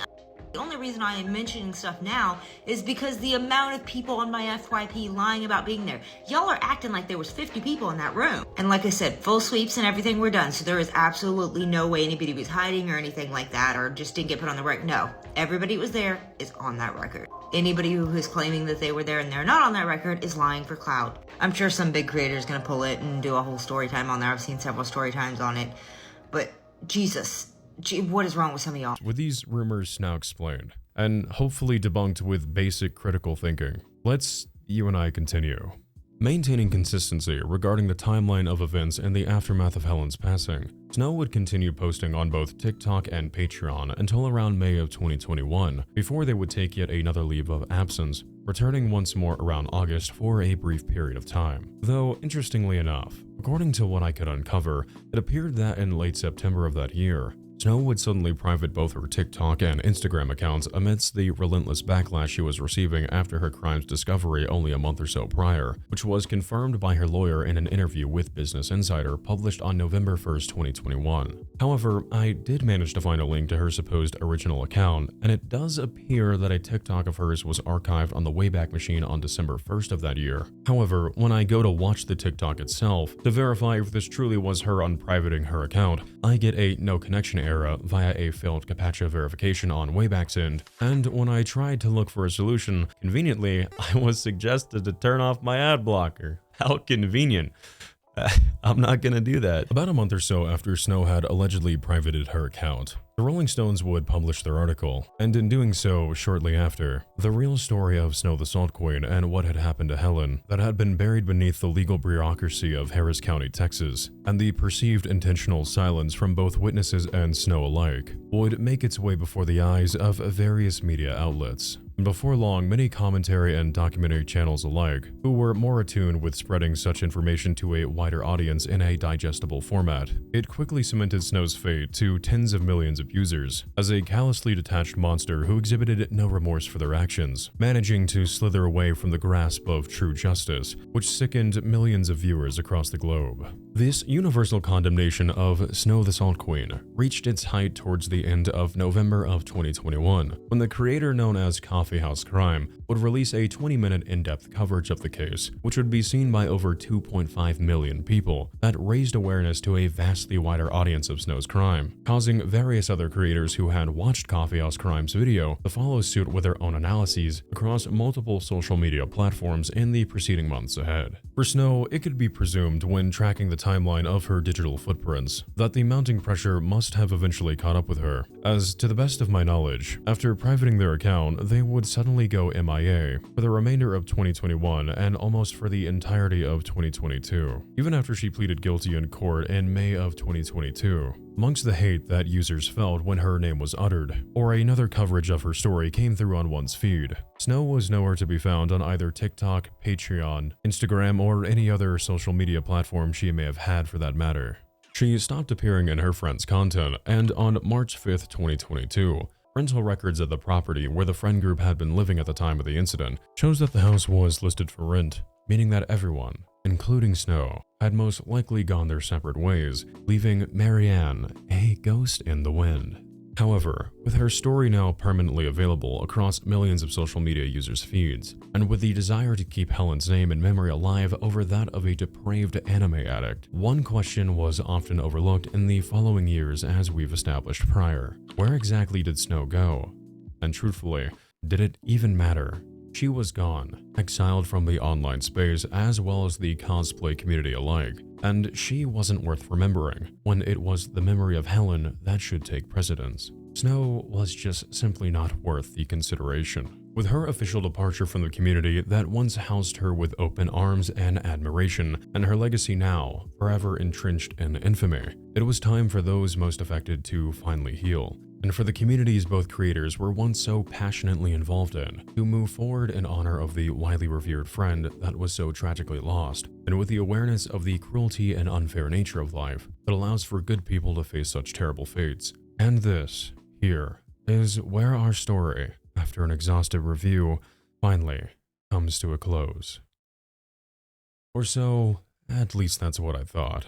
But upon a second, deeper investigation, I discovered that underneath the surface of everything already publicly known about Snow was another layer that complicates everything we've discussed up until this point. The clarity of this apparent open and shut case is not as static as we initially perceived. In December of 2022, Snow, in relative secrecy, would begin to re-emerge once again on their Patreon, and by February, on TikTok, under the username feral.jinx, unbeknownst to the wider community of users who condemned her very existence all those years ago. And with her return, brought forth a new confusing timeline of events, never before heard testimony from someone who was present at the house that night, who finally decided to take the legal risk and speak out about what they described to be the true aftermath of that fateful night in January. This new information challenges our understanding of Snow's psychological state. It also offers what one might interpret as Snow's first ever subtle acknowledgement of her notoriety, revealing that she knows she is despised, yet confusingly, remains active to this very day. Where many viewed Snow's disappearance to be the final act of her legacy, as we are about to discover, this perception is mistaken, and in reality, when taking one last look at the pages of her story, we find, as was not present before, yet another chapter hidden in plain sight that is still continuing to be written to this very day, away from prying eyes.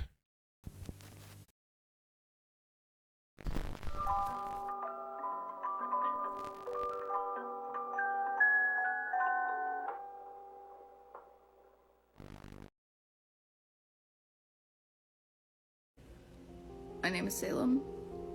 I was there in the house when the snow incident happened, and I'm really tired of seeing people spread rumors that are so blatantly disrespectful to my dead friend, and I'd really like to clear some things up.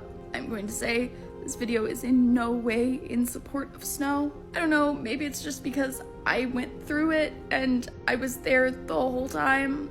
I don't like seeing people speculate and lie and make up these rumors that just, it's so disrespectful to my friend who is no longer with us, to the most beautiful and loving person in the entire world.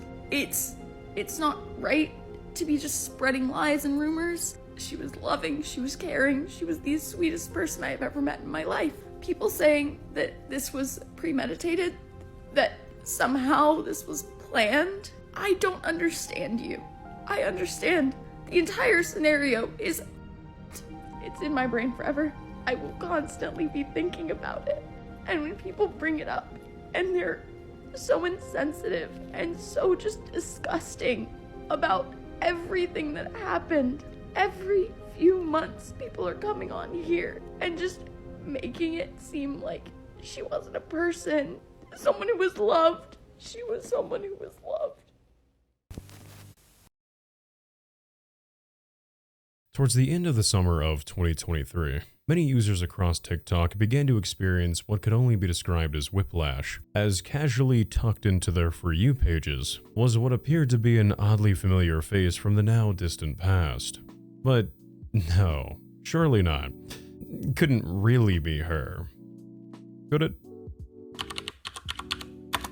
Well, would you look at that? Marianne had come home once again. To the shock of many, Snow had once again been rediscovered, making content like it was any other day, under the new username feral.jinx, where it was found that in actuality she had not been missing all these years like the wider community of TikTok had been mistaken, but instead had been consistently posting in her own tucked away corner of the website ever since August of 2023. I suppose technically her initial debut was February 3rd of that same year, though I say August was when she began to regain subtle recognition online, both negative and positive, as after her initial posting, Snow would once again vanish from the internet, with her becoming MIA once more for roughly the next 6 months, on both this new TikTok account of hers as well as her Patreon. Upon a surface-level analysis of Snow's new digital home, which actively sees Snow receiving hundreds of thousands of views on almost every post she makes, she, at the time of this recording, is currently residing just under 49,000 followers, which in comparison to the near 2 million follower fanbase she had at the height of her career and eventual public condemnation, this is only a fraction of the recognition she once found herself engrossed with all those years ago. What this means is that there are hundreds of thousands, if not outright millions of users who have heard of Snow and the infamy her name brings in passing conversation, yet have no idea that she never truly vanished from the internet for good, but in reality, has been subtly maintaining an appearance in secrecy on this new account for the last 3 years. Still, slowly but surely, attempting to rebuild her platform with new fans who either have no idea who she is, ones that could not care less about her past actions, or those who genuinely believe Snow did no wrong and should be left alone to create her content in peace, insinuating in comment sections about how hard everything must have been for Snow, with no consideration for Helen's friends and families and the hell they've been put through. I realized when looking back at the editing timeline that my camera died, so hello. Which, to kind of paint Snow as like a victim of her own negligence, is, in my opinion, I'd argue, an incredibly out-of-touch stance to have. Especially when many are easily able to come to the conclusion, due to her numerous documented bond violations, that she seemingly was treating the crime she had committed with no real consideration, which was, without saying, obviously haunting to many of those who were following her throughout the course of this legal battle, as it truly came across as though if she was sincerely empty inside. Making matters worse for herself, those with a more skeptical approach believed that not only was Snow not remorseful, but that she was also subtly attempting to mock viewers to the select choices of audio she would use in content on this new page of hers. An impression not favored by those who recalled the eerily parallel themes of her TikToks that she had posted to her account all those years ago in a matter of weeks after the incident. As touched on prior and probably veering on the side of redundancy at this point, but to someone who had heard or either seen these infamous TikToks of hers in passing in the past, it seems rather on the nose for someone who, by the consensus of the court of public opinion, virtually walked away from ending the life of their close high school friend of 3 years to continue posting TikToks consisting of rather eerie parallels to that tragic night in January. To this very day, as can still be currently found publicly on her feral.jinx account, Snow has uploaded recycled highlight reels featuring her Homestuck cosplays from several years back, over audio of someone yelling. A healthy reminder, this walked. A healthy reminder, this walked. She strutted that runway, mama. Others displayed her more recently, where she mouths the lyrics, "It started with a big bang, it came out of a small thing," followed by an additional TikTok with lyrics that repeatedly say, quote, "She's got away," which, obviously I don't have to explain, sounds incredibly similar to "She Got Away." The irony of this specific song choice quickly being pointed out by users in her comment section. Arguably, I'm just gonna be real here, these are kind of a bit of a stretch, but when paired with the aforementioned content that was already notoriously of poor taste and timing, I will unbiasedly state that such content is not really the best look for Snow. You know, this really does make me think, perhaps an inappropriate insertion of needless conjecture here, but I'm just trying to think from a legal perspective what Snow's counsel thought of the content she was posting when they found out, before even having gone to, my knowledge, their first court appearance. I'd have to imagine it probably was an absolute nightmare being Snow's defense attorney at the time, especially because social media law and all that, procedure is still kind of new ground, and just trying to make your case to the judge that your client is indeed remorseful and truly wishes they could undo what obviously cannot be, while they are on the side getting intoxicated and uploading TikToks of such a disturbingly parallel nature to that of the crime they had just committed only a week or so after posting bail. However, against my own arguments, something I do feel needs to be made note of, as I would be intentionally leaving out a perspective for the sake of dramatic flavor, is that throughout the multiple retellings of her story online, what people do seem to forget, myself included when I even started writing this analysis, is that this type of content and theme was not actually unusual for Snow's account, as her entire persona was quite literally a deranged yandere, hence the whole, yandere freak thing. That being said though, it doesn't subtract from the highly inappropriate nature of continuing to post such content in such a short period of time. So it wasn't like Snow had just abruptly started making these themes after the fact. However, the fact that she even found it okay to be posting such content in the immediate aftermath, that is something I myself am not sure what to make of concretely.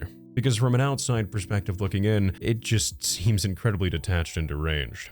With all of this information laid out before us, it's not unreasonable for one to question if Snow is either just a genuine smooth-brained individual with no real ability to process social appropriateness and/or basic empathy, or if they are more easily explained as a young adult born into privilege with no actual concern for ever seeing the inside of a prison cell, as she knows she never will, and, to a degree, is someone who perhaps even derives a sort of sick pleasure from the reality that she remains untouchable. And that no matter how many disgusted users desire to see her face true legitimate punishment in the name of justice for Helen, those individuals will never see such a fate realized for the real-life yandere. Despite the verdict of the majority of users online who had followed Snow's story closely, I am, even with all we have discussed, morbidly curious as to whether Snow has any ability to feel any level of guilt regarding what happened that night, and if any part of her has been able to morally reflect behind closed doors the impact of her actions, seeing as she was 22 years old when the incident occurred, and she is now nearing her 30s. If we were to try to imagine things from Snow's perspective, under the notion that in this hypothetical perspective Snow is provably only concerned with herself, as dangerously idiotic as it was, and with all of her other flaws notably intact, what happened that night, biases aside, was a tragic life-altering accident. Something even Helen's mother as well had gone on record in the Rolling Stones article we've discussed prior, as being her belief regarding the events that took place that night that resulted in the tragic loss of her daughter. Following the immediate aftermath of the incident, Snow's career, everything she had worked for since she was 15 to 16 years old, was gone within a split-second decision she made while heavily impaired. The niche internet celebrity status she had obtained that probably for a 22-year-old felt like it gave their life new meaning. Gone. With a mere... What Snow did, there was no coming back from. This was forever, and this was real life. If we are to believe that Snow is genuinely an emotionless entity floating around the internet with no real ability to empathize with others and express remorse, then it leaves one to ponder if where guilt should remain present, if some other more self-absorbed emotion lies dormant in its absence. Perhaps an unproductive and pointless thought experiment to engage in, but I'm sure I'm not the only one who has examined such a thought with morbid interest. However, make no mistake, these are just natural curiosities, as we as outside spectators are under no authority to truly state for certain the intentions of Snow. Despite the very obvious hypocritical nature of me stating as such, they have yet to ever publicly state a case for themselves regarding the moral ethics of their character, which I'm an individual who firmly believes, even if the evidence strongly points against a provided narrative, that everyone should have the chance to defend themselves separate from the conclusions of others. I myself actually recall what it felt like to be on the opposite end of a controversy, and in the 2 weeks it took for me to formulate a response because I was working full-time, the horrible, vile things people came up about me and speculated throughout that time frame was incredibly disgusting. And once people finally heard my side of things, that's when things became more clear and their perceived notion of me was no more. That being said, I've never ended someone's life, and I also don't have a prior history of many people condemning me. Which sounds incredibly arrogant of me, I know, but I'm just attempting to relay my own experiences into such a scenario. However, this doesn't change the fact that there is also equally the stance that inaction can actually speak volumes in such circumstances. Correct me if I'm wrong, but I believe you and I touched on this a little bit prior into our analysis. But in the aftermath of the events that occurred on the night of January 17th, 2021, many across TikTok and Reddit forums alike were quick to falsely assert as factual information that what Snow had done was, in fact, confirmed to be premeditated and was carried out with malicious intent. And while the anger is justifiable, I simply do not believe this to be the case, and to state unverifiable information as genuine, while providing no sources or actual proof other than it being something someone heard online, is in actuality rather damaging to the integrity of both the case and story. The reality is, what happened that night was an entirely preventable accident that resulted from a series of mismanagements and the lack of treating a firearm with the safety and respect such a utility requires, fueled by the influence of heavy substance use. And, unfortunately, such an occurrence is actually not entirely uncommon. I myself have almost been witness to such an accident myself, as one New Year's Eve I was at a house party with actual degenerate goons, and someone who had obviously had far too much to drink decided to spicing up the occasion by randomly producing, like a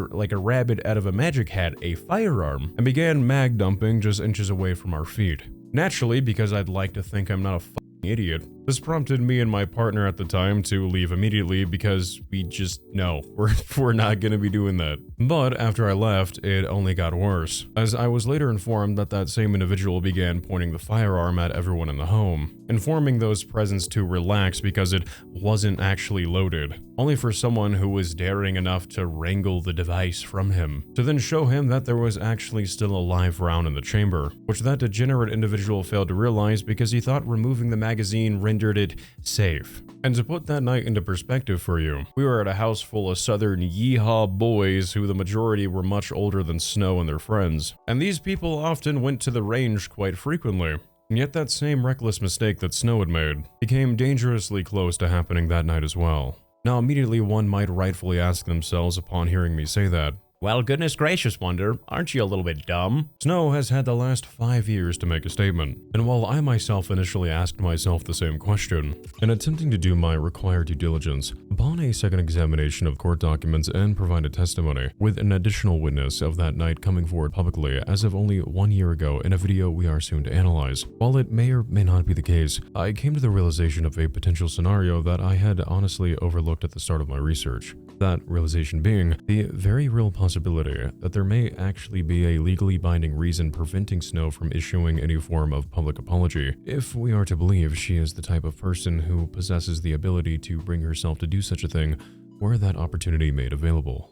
Now, do not misinterpret my words here. I am by no means attempting to water down the terrible nature of the crime Snow had committed. I am just simply providing you with all of the information and evidence that I have been made aware of. But before I divulge what this potential reasoning may be, something I'd actually be interested to hear your thoughts on down below is that there is the perspective one could have that it wasn't entirely what Snow did that resulted in her garnering widespread vitriol from online users. Make no mistake, it played the primary role undoubtedly. But it was her crime paired with their lack of any real public remorse, and instead, almost either direct or indirect playful manner about what happened, that brought forth genuine public disgust for the now widely despised Yandere. What I'm about to say may at first appear rather controversial, and I feel the need to state that by no means am I attempting to trivialize the very real tragedy that is the passing of Helen. However, allow me, if you will, the time to, I suppose, hypothesize a different scenario following the aftermath from the one that actually took place, if you will. Let's imagine that Snow, immediately following what happened, like any normal person, was filled with genuine self-hatred and guilt for what they did to Helen. Say in this reality, Snow took full responsibility, refused her parents' help in receiving her bond, or at least taking the bond, but paying the parents back over time as she was 22. So I find it doubtful that she would have had $20,000 just lying around at that age. What would the hypothetical public perception be then if Snow, instead of posting a lighthearted message about taking a brief break from TikTok, only for her to then return a week or so later to both her main account and Patreon, actually took an indefinite leave, genuinely apologized publicly to Helen, her friends and family, even against her own best legal advice, and made a wholehearted effort to get sober and turn her life around in the years after? In that scenario, while truthfully it would never atone or correct what happened with Helen, their loved ones, or both of the creators' communities, I do believe that the overall public perception about Snow, at least to some degree, would alter from that of a cold-hearted sociopath to that of someone who genuinely made an idiotic and irreparable mistake, who has spent the last 5 years trying to fix themselves while figuring out how to exist with the lifelong guilt that would now follow them forever. I can imagine, in such a theoretical scenario, that Marianne could possibly retain a degree of mercy from the general public. But the fact of the matter is that this was far from the outcome that was realized after that terrible night in January. Instead, what both Snow's community as well as Helen's family and friends received was no direct taking of accountability or acknowledgement, aside from Snow, of course, pleading guilty in court. Although I have a sneaking suspicion that by this point, she was likely not fearful of the terms and conditions she would be agreeing to in her plea deal, as her other alternative was more than likely prison time. To put into perspective just how lucky Snow was with this verdict, and with the conditions of the bond she received, the average penalty for the crime she had committed, that being felony manslaughter, according to what I could find online, and again I must preface I am not a lawyer, is up to $10,000 in fines and 2 to 20 years in prison depending on the circumstances. Yet here she was, with her only major requirements being that she was legally obligated to remain in Houston, Texas for 5 years, which, okay, being banished to 5 years of Houston, Texas does sound pretty god-awful, as well as she was required to remain sober. What is also for many a little hard to believe. When asked about how she was handling the legal battle, Snow's lawyer claimed that she, quote, struggled greatly to process the aftermath, and that the, quote, trauma led Snow to basically just shut down internally and not discuss this with anyone except the people they lived with. Now, I obviously wasn't in the room with Snow and her lawyer during these alleged conversations, but who knows, I mean, maybe it is true. As said, I wasn't wearing the Harry Potter invisible cloak hiding in the corner of the room when Snow expressed these feelings to her lawyer. But it is rather easy for one to cast doubt on such a statement when it took Snow only 9 days after the incident to process, before she once again began posting new cosplay content to her Patreon, and by February 10th, fully returning to TikTok as if nothing had ever happened. When we do those numbers, by the way, that is in total a whopping 24 days Mary took to wrestle with the trauma of ending her friend that she had known since the 10th grade. Yeah, you know, from an outside perspective, it sounds like she was really beaten up about the whole thing. Veering far off the road of redundancy at this point, as you and I have discussed, only adding more fuel to the raging flames of controversy was the morbid context of her TikToks upon the return from her hiatus. That being the rather peculiar nature of their themes surrounding dark topics like her "Do You Want to Hide a Body" video, as well as her later posting a rather unsettling edit of her, appearing to many in comments, heavily inebriated and moving about in frame like one of the frickin' nurses from Silent Hill or something, to a song with the selected lyrics. I'm getting jiggy with a rifle. I'll pull the trigger with my eyes closed. I will state that this video was deleted shortly after its posting to TikTok, but regardless, it doesn't change the fact that at the time of her uploading this, Snow found no glaring issues with what she had made, despite how, you know, painfully obvious that should have been. Come on, Gromit, we've got to hide the body. There's no cheese and crackers in prison, Gromit.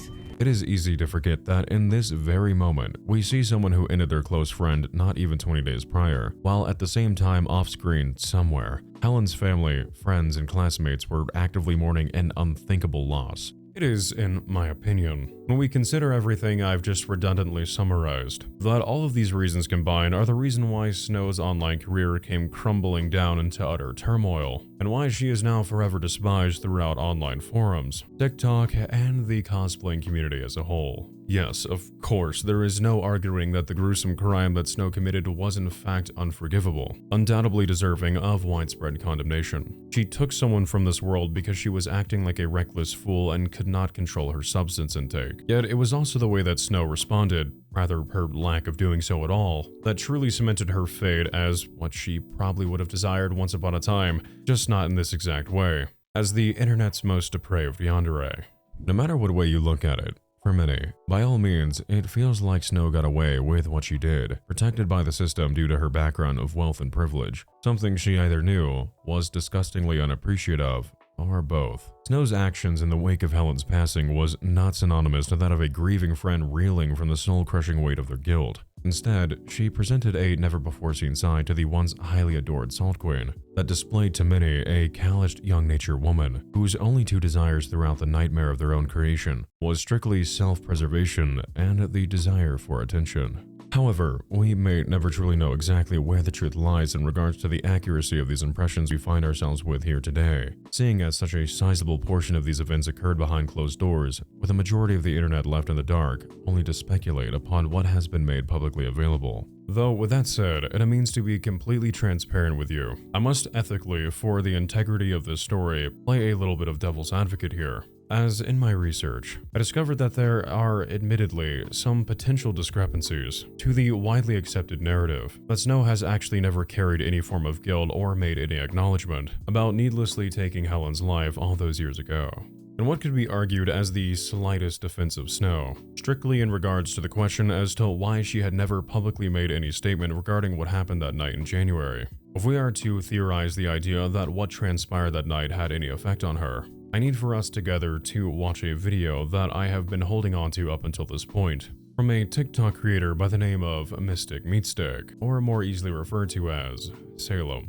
On August 1st, 2024, over 3.5 years since that horrific night, Salem would seemingly out of nowhere post to their TikTok account a video titled "The Snow Incident" from someone who was there, where they would relate to viewers their first-hand recollections of what has hardly ever been discussed publicly in any capacity, minus the details within the available police and court documents found online. What is provided is a version of events that seems to provide answers to the question that millions have been left to wonder throughout the duration of Snow's legal battle. That question being, why did she just return to making content, as if nothing ever happened? And interestingly enough, Salem was also open to answering any questions below in their comment sections that users may have had either regarding Helen or Snow. And admittedly, a few of Salem's responses seem to shed new light on a topic that has often been left, to some extent, shrouded in ambiguity for the last 5 years. However, unbiasedly, I must be truthful in stating that I have been warned that even with what we are about to hear from Salem,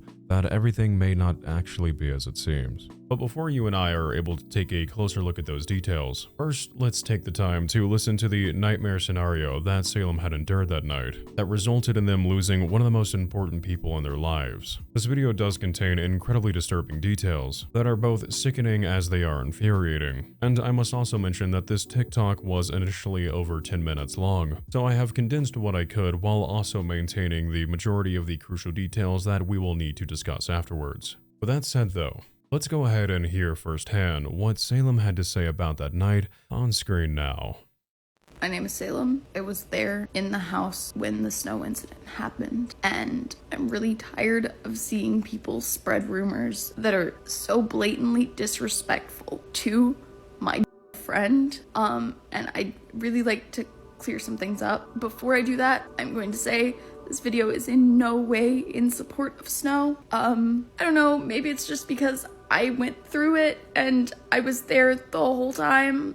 I don't like seeing people speculate and lie and make up these rumors that just, it's so disrespectful to my friend who is no longer with us. To the most beautiful and loving person in the entire world. It's not right to be just spreading lies and rumors. I am not going to be talking about anything that does not have to do with that night. I don't want this video to be anything but the truth about what happened that night as far as I can tell it. Legally, I am still not allowed to do a few things.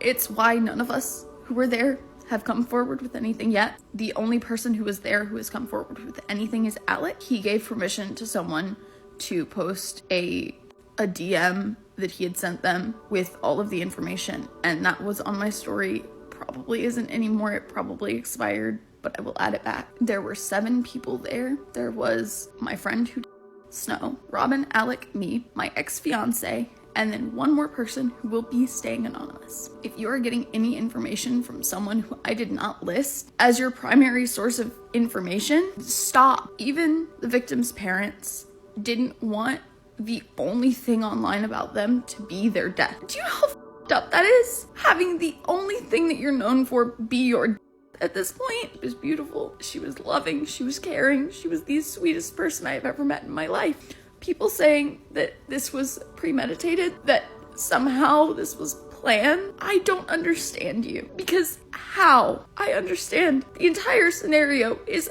fucked. I am not going to recount that entire night, just for my own mental health. For the fact that I've cried multiple times trying to make this video already. I think like one of the biggest rumors that spread is that right after everything happened, everybody just went back to cosplaying and pretending like everything was normal. We were told by the courts, by the police, that we kind of had to. We couldn't say anything. We couldn't tell our friends. We couldn't tell our family. And we didn't want to be the ones to tell people out of respect for her and her family, because her mom did not want this to be the only thing that people knew her by. The other people in the house were posting drafts on Snow's phone. That's why Snow got back to posting so soon. We did not cosplay in that house for a really long time. We also did not cosplay in the room where everything happened. The backgrounds and the costumes were not covered in my friend's blood. I don't know who spread that and why it got so popular, but it's paint. It's paint on outfits and backgrounds that were made years before this happened. There is proof of these outfits and these the backgrounds existing before everything happened. We did not film in a room with their dead. Immediately, I pulled out my phone. I called 911. I couldn't hear the 911 operator. And so I was yelling into the phone, please pick up, because I couldn't hear. There was no plan that night. There was nothing premeditated about it. To everyone in the house's knowledge, that had never had a bullet in it. And yes, I know gun safety. I've lived it. We don't need people coming into the comments telling us how stupid it was, because yeah, you think. When the initially pulled out, I was on the floor doing tattoos, and I mentioned maybe we shouldn't be playing with this, and the trigger had been pulled times after I said that. It was pulled at the floor, it was pulled at the ceiling, it was pulled at other people, and then when she got up, I was standing right behind her. I was standing about as close as my phone is from me, and then it just went off. One of the other rumors I saw was that they had been taken into a separate room for everything to happen. And no, it's not what happened. It was not done as a I don't understand how somebody who knew the victim could even think to claim that they were for a fetch. And again, the cops were immediately called. I was not the only person who had pulled out my phone. Multiple other people did. I was just the first one who typed in 911. Anyone has any respectful questions and would like to ask me, my comments will be on, unless I see a need to turn them off. I really don't want this to be drama, because it's not, because I lost somebody who meant the world to me. Another thing that people were bringing into question was the fact that the police didn't clean anything up. And yeah, no, fun fact for anybody who hasn't been through something like this, police are not required to call a crime scene cleaner. That is left to the homeowner, to the person who lives there. So yeah, we got out of cop cars thinking that, you know, they'd clean it up, right? We wouldn't have to walk in and see that, right? But no, it is completely normal. After an investigation is done, they will just let you back into the house to deal with it yourself. Yeah, so I don't want to get into graphic detail, but I will never not see that.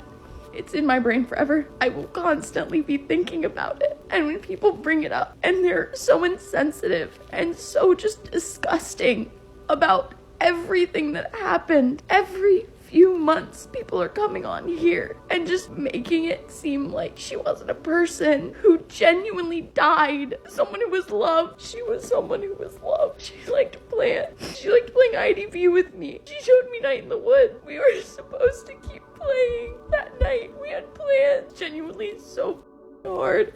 Having people bring this up on the internet and be like, oh, wow, you're such a person for trying to clear up any of the rumors.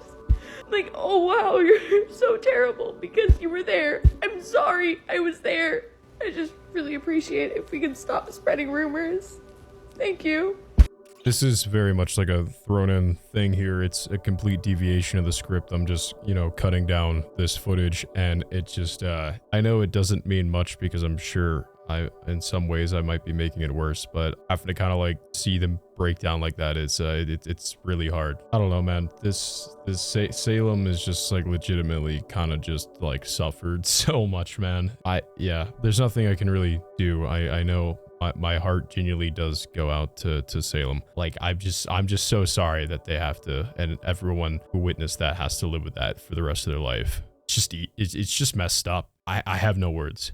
Before I say literally anything, I really, like, when I first heard this, I wrote like a little, you know, professional part into my script to contain my anger in fine details so it's all clean and coherent, but I just can't really stick to that. I don't know police protocol. I'm not an officer of the law. I don't pretend to be, but it makes me so mad. Like, okay, I want you to imagine there's this house full of teenagers and incredibly young adults. They just lost their friend, and none of them are allowed to speak on what happened, and there are no parents present. We couldn't say anything. We couldn't tell our friends. We couldn't tell our family. And yet, I get that calling a crime scene cleanup is not by the books technically required, but I don't really give a you know, like, those are kiddos. They're in, you know, I know they're technically not kiddos, but as I get older, you know, I'm nearing my 30s. I see like an 18-year-old and I think, you know, instinctively Big Brother syndrome comes in, and it's disgusting. You know, you send these kids, again, not trying to be derogatory saying that word, but you send these incredibly young people back into a house after they just lost their friend and another of their close friends is in custody, and they have to spend the majority of their night cleaning up after what happened to their friend. The police sent a group of traumatized young people into a house after this with no parents present or anything. Just, you don't think, oh, that's not already gonna torment them more? That's not gonna mess with their brain more than already what they witnessed? That's genuinely disgusting. That's just pathetic. When you put on that badge, I don't care if you're gonna get reprimanded. I don't care if it goes against the books. Clock out, do whatever. I don't know how it works. I'm not an officer. But what if it was like your daughter? You know, like what if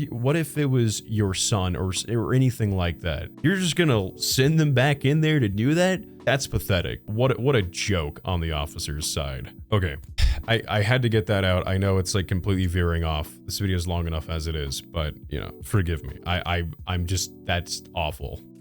Transition into the future. But anyways, man, let's just continue because we still have a lot to get through. Starting obviously with the key takeaway from Salem's TikTok that you and I just watched.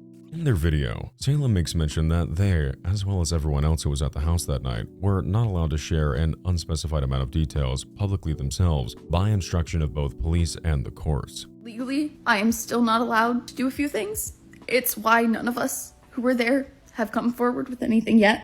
Now, let's think about this for a second. Salem was merely a witness to the events that transpired here, yet they allegedly had these restrictions placed upon them on what they could or could not discuss online, which they claim is the reason why hardly anyone who was at the house that night had not spoken in great detail about what took place. So, if Salem, as well as everyone else who was a witness, were legally unable to speak in depth on what happened to Helen as of mid-late 2024, for whatever reason that may be, with that considered, it is not at all improbable that Snow, the actual perpetrator, would have faced the same, if not outright much stricter limitations by the courts about what they could or could not say online. Also, something else I noticed, and this is kind of going off the cuff here, is that one of the stipulations in Snow's bond was that they could not contact Helen or their family. So I do have to wonder, if they made a public apology to Helen's family, would that then therefore count as a violation of that bond? Then again, it could be argued that they had no issue violating the bond on various other occasions, but this also could be a reason why she wasn't allowed, if she ever had such a desire to make a public apology. So this could be an additional factor that possibly prohibited her from speaking on such a matter publicly, but again, there's no real way to know. And as someone who allegedly had a hypothetical defense attorney for a lawsuit that I was never actually served papers for, I'd be on my Carmen Sandiego behaviors, allegedly.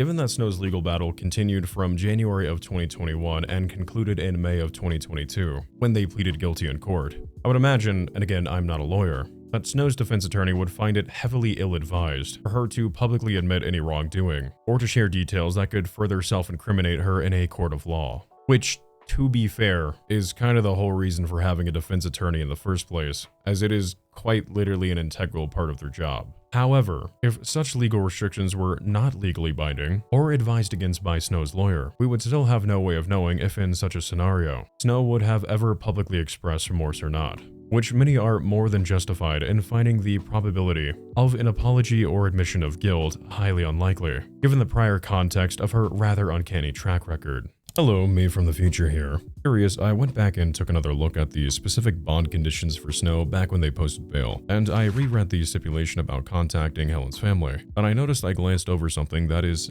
actually a rather crucial detail. This exact condition for Snow reads as the following. It requests the defendant have no contact with the complainant in this case, or anyone in complainant's household, including siblings and parents, in person or through any other person, telephonically, by mail, or by any other manner or means, for the duration of this cause, and the following individuals and/or locations, family members of Helen. Why does this stand out past the already established points, one might ask? Well, I could be misreading this as I'm not exactly savvy in legal jargon, but in the official police report, Helen is referred to as the complainant. However, she obviously was not able to be contacted, yet the stipulation was still attached, and it cites that Snow cannot contact them through any means, which includes digitally. I'm not a lawyer, so again, take my speculation with a grain of salt here, but going against what I initially believed, this bond condition seems to explicitly prohibit Snow from speaking about Helen to any extent. Though again, I could be interpreting that entirely wrong, so do let me know what you think down below.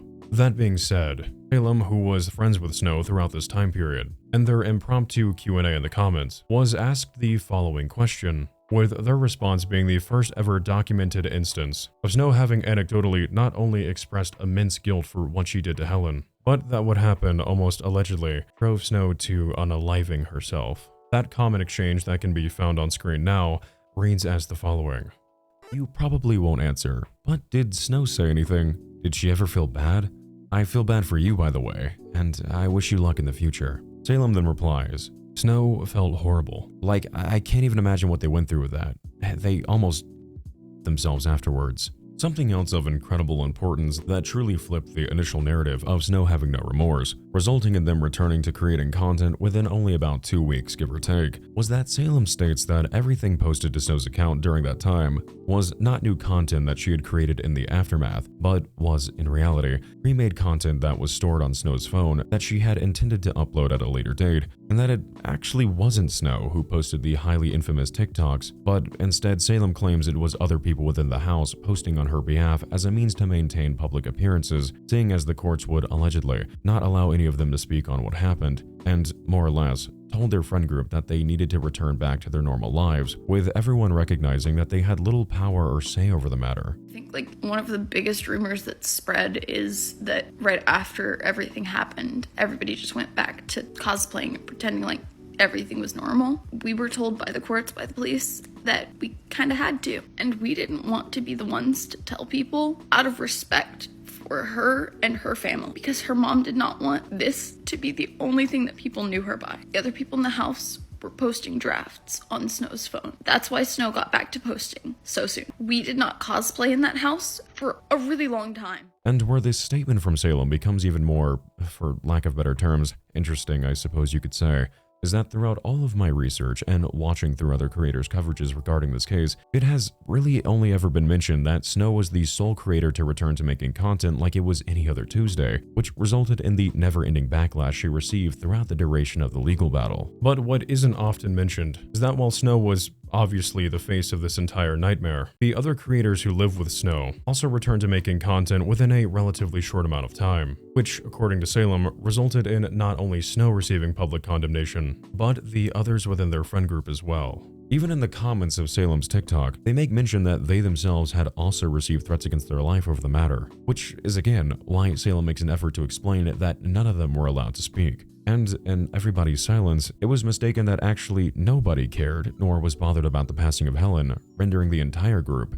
not just Snow, as being viewed online as nothing more than heartless sociopaths. It's just that Snow was obviously the largest creator throughout all of this, and she was also the perpetrator, so naturally there was really no reason to look beneath the surface. But if you were to actually go online during this time and peek within that disgusting little mess occurring in that side of the internet, you'd actually find that all of them were under scrutiny, not just Snow. What I have to say next, however, is of sincerely no disrespect towards the suffering that Salem and their friends have endured. In the wake of Snow's actions, it is painfully obvious that what they experienced is describable as nothing short of actual hell. I am still required to remain transparent in terms of everything I have been provided, as well as any potential discrepancies or questions that may have arisen from Salem's testimony. This is, I preface, not an attack on them by any stretch of the imagination. When I first came across this TikTok of Salem's, upon watching it, I quickly referred it back to NeonCaffeine, who, if we recall, had encountered this group before. I don't believe directly Salem, but remained somewhat in casual contact with a few of those who had once personally been close to Snow.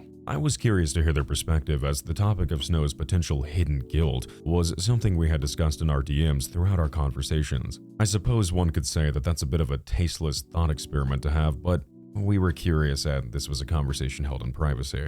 However, they were not fazed at all by this video, and instead plainly suggested that I take everything said with a grain of salt, despite Salem being a verified witness to the events of January 17, 2021. When I asked why, they stated that they had personally heard from someone who was mutual with someone of that friend group that allegedly some members at the house that night had actually lied on the stand regarding the events of that night, but that they couldn't remember after all these years who had informed them of that information. And with all due respect to NeonCaffeine, but this is very much a case of a morbid game of telephone of a he said, she said, he said, she said. It's there, it's information. Is it completely verifiable? By no means, no. So just as NeonCaffeine informed us to take what Salem said with a grain of salt, I would, with absolutely no disrespect to NeonCaffeine, make note of that allegation's existence, and proceed with a more heavy sentiment of skepticism regarding their, Neon's, vague word-of-mouth claim. But aside from Neon's own warning to not develop an opinion of Snow's character at face value, another question I found myself somewhat puzzled with was the claim that it was actually Snow's friends who lived with her that were posting pre-made TikToks to her account instead of her.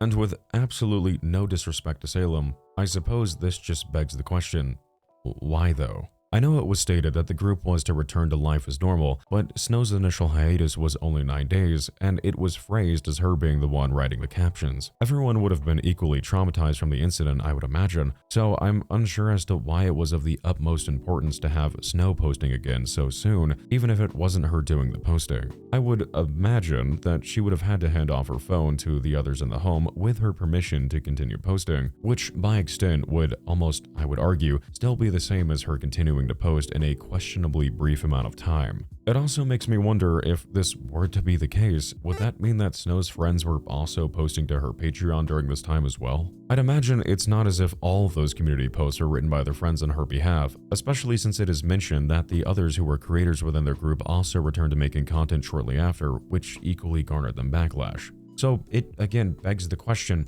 why Snow? Once again, I am not insinuating that we should be doubting Salem's word here. I just am curious as to why this would have been the case. However, I digress. A little bit of an impromptu editor's note here, but again, in doing my due diligence, I scrolled through all the comments on Salem's video once again. Again, I wasn't there and this is anecdotal, but someone else in the comment sections were also curious as to why there was a need to post drafts for Snow, to which Salem replied, and that exchange reads as the following. I'm so sorry this happened, and I just would like clarification. Why exactly were drafts of cosplays posted?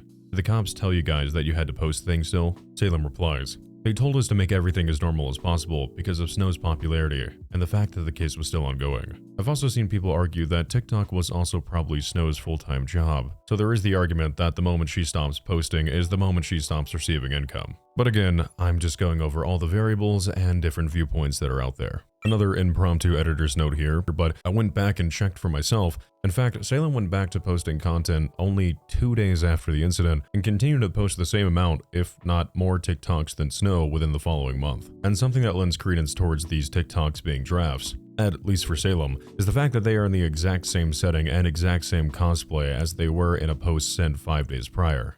With this crucial testimony now within our mental notepads, and as it sounds incredibly cliche condolences to Salem and their friends, let's you and I continue forward as there are still more elements to the story that we need to discuss further. It is unknown as to exactly when, but presumably between the time frame of late 2022 to mid-2023. Snow, who had been attempting to grow their name as an adult content creator through their current most active platform, that being their OF page, would join an organization known as the Lingerie Fighting Championships. Curious to familiarize myself with this new avenue of hers, I tried to see if Snow had any sort of consistent appearances with this company, but upon reviewing her fighter roster page, it stated that despite her being an active member over the last few years, she currently has 0 matches held on her record. Upon a further examination, I was able to locate that she had participated in a debut interview on this organization's channel. This interview was actually somewhat interesting in a way, as to the best of my knowledge, after the purging of her original content, there hasn't ever really been a long-form documented instance of Snow just talking and going a little bit into their backstory. Of course, minus her responses to the prior controversies we've discussed.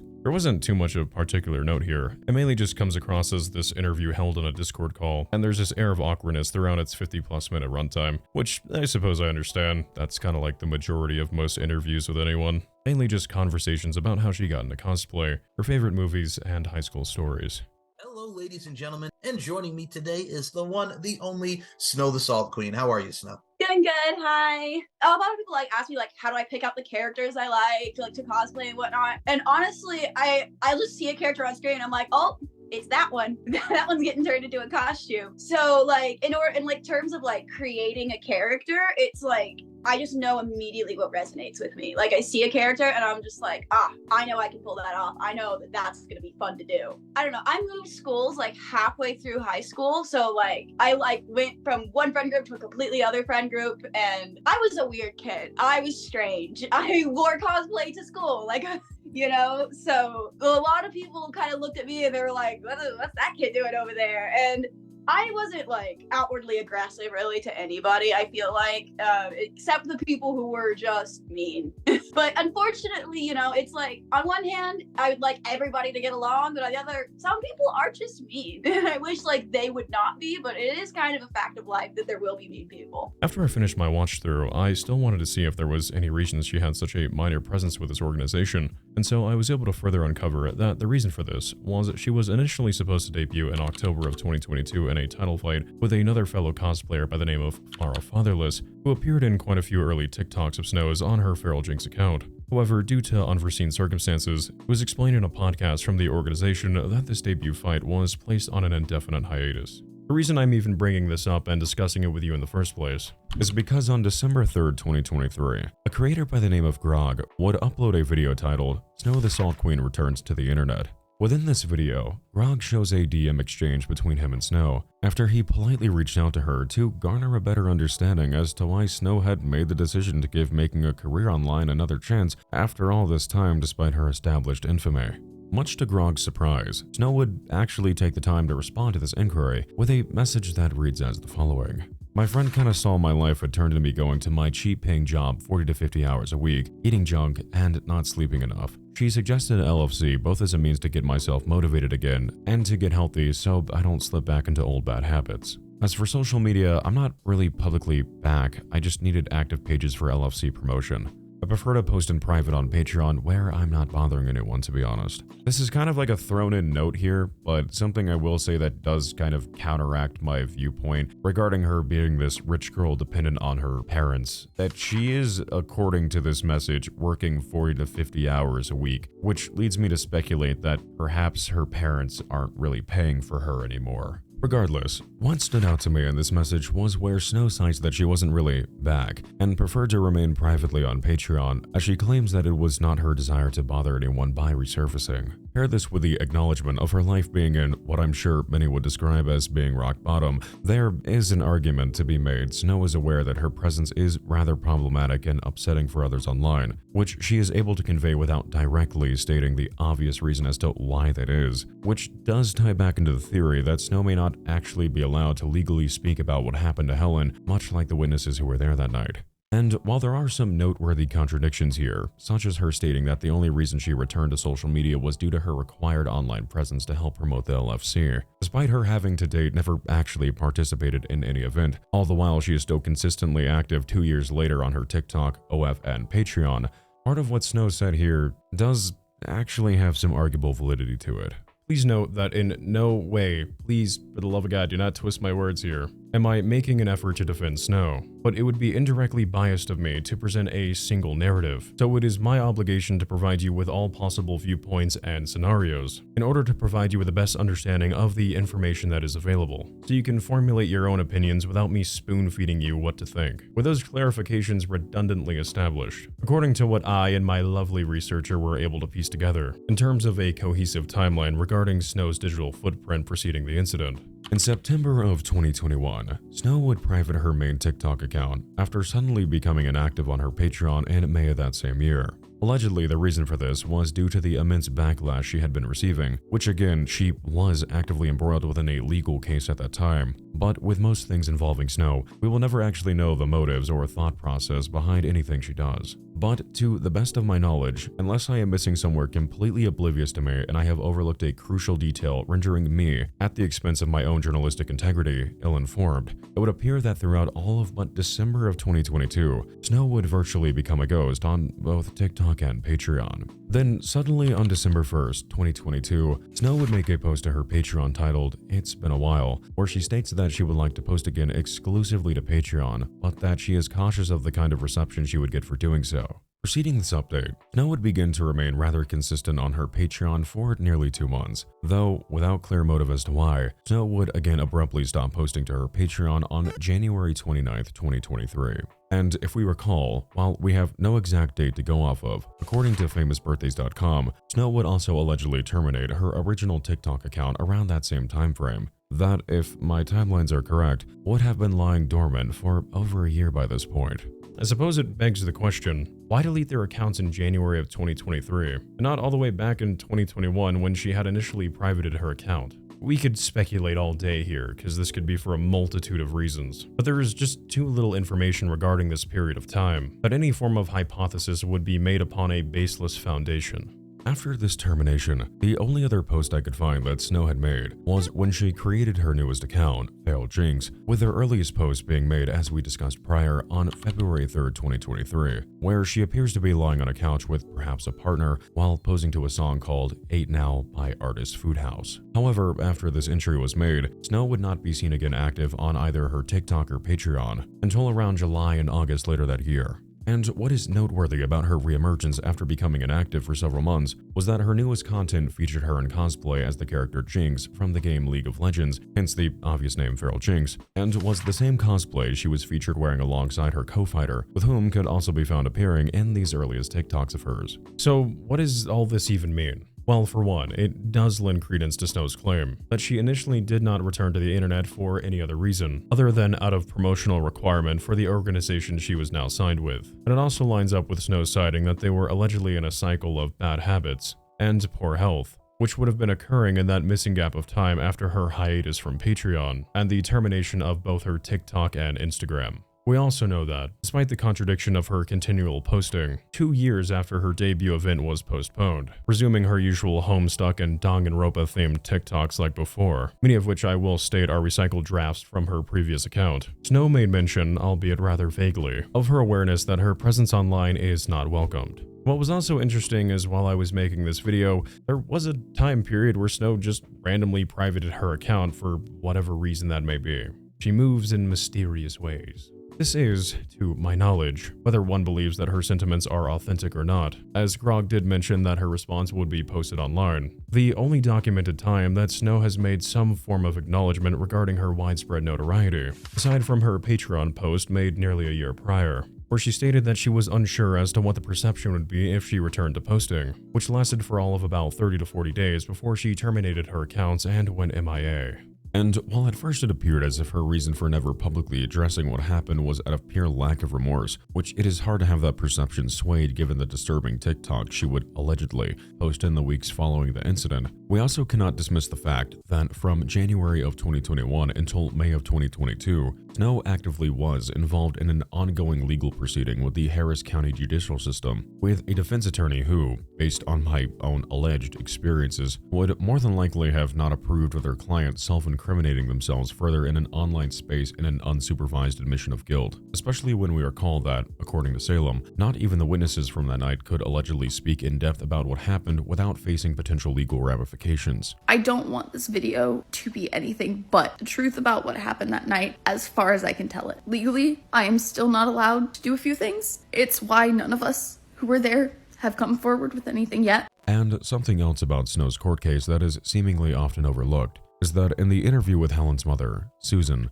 and the previously discussed Rolling Stones article, she is quoted as being deeply affected by what happened, but that, while she weighs her own doubts, she believes that what took place that night must have been a tragic mistake, going on to somewhat defend Snow, something she had absolutely no reason to do, by stating, quote, "It just doesn't matter. 2 lives were ruined. Helen's was taken and Snow, their life was ruined too." Naturally, while we as spectators would wish for Snow to face the true repercussions of her actions, rather than the sorry letdown that the legal system provided, a story all too familiar, Helen's mother does make mention that were Snow to be found by the courts to be a genuinely dangerous individual, then she should be remanded somewhere that would prohibit her from causing further harm to others, but is also cited as expressing that she did not want Snow to go to prison and how she harbors no ill will towards them. This is also being recorded in real time, and I'm going back and looking for a quote that I lost in the Rolling Stones article, and this is actually really interesting as well. It says there was some indication on their backup account that things were less upbeat than they appeared. So apparently Snow on a side account wrote, "I should have known better. One way or another, my luck always turns," they wrote on February 2nd in a now-deleted post, less than 2 weeks after the incident, attributing the caption to another character from Danganronpa, quote, "I shouldn't allow anyone else in the crossfire." So, at the end of the day, everything all boils down to this one complex question. That, of course, being whether or not Snow felt any remorse for what they did, or if they sincerely could not have cared less about what happened, only how it would affect their reputation. It is quite possible that, either way, wherever the truth may lie, Snow isn't able to legally speak on the matter, regardless of how she viewed it. With all of this information laid out before us, it does make the scenario of Snow actually having to some potential extent a degree of remorse and acknowledgement for what she did within the realm of possibility. Undoubtedly, with what we know of Snow's past, both of what we know to be true, and through the testimony of those who have either directly engaged with her online during the height of her TikTok career, in passing at conventions, or were once even close friends living under the same roof as her, a series of aspects seem to be consistent throughout. That seems to paint a bleak picture of the kind of person that Marianne Oliver Snow truly was all those years ago.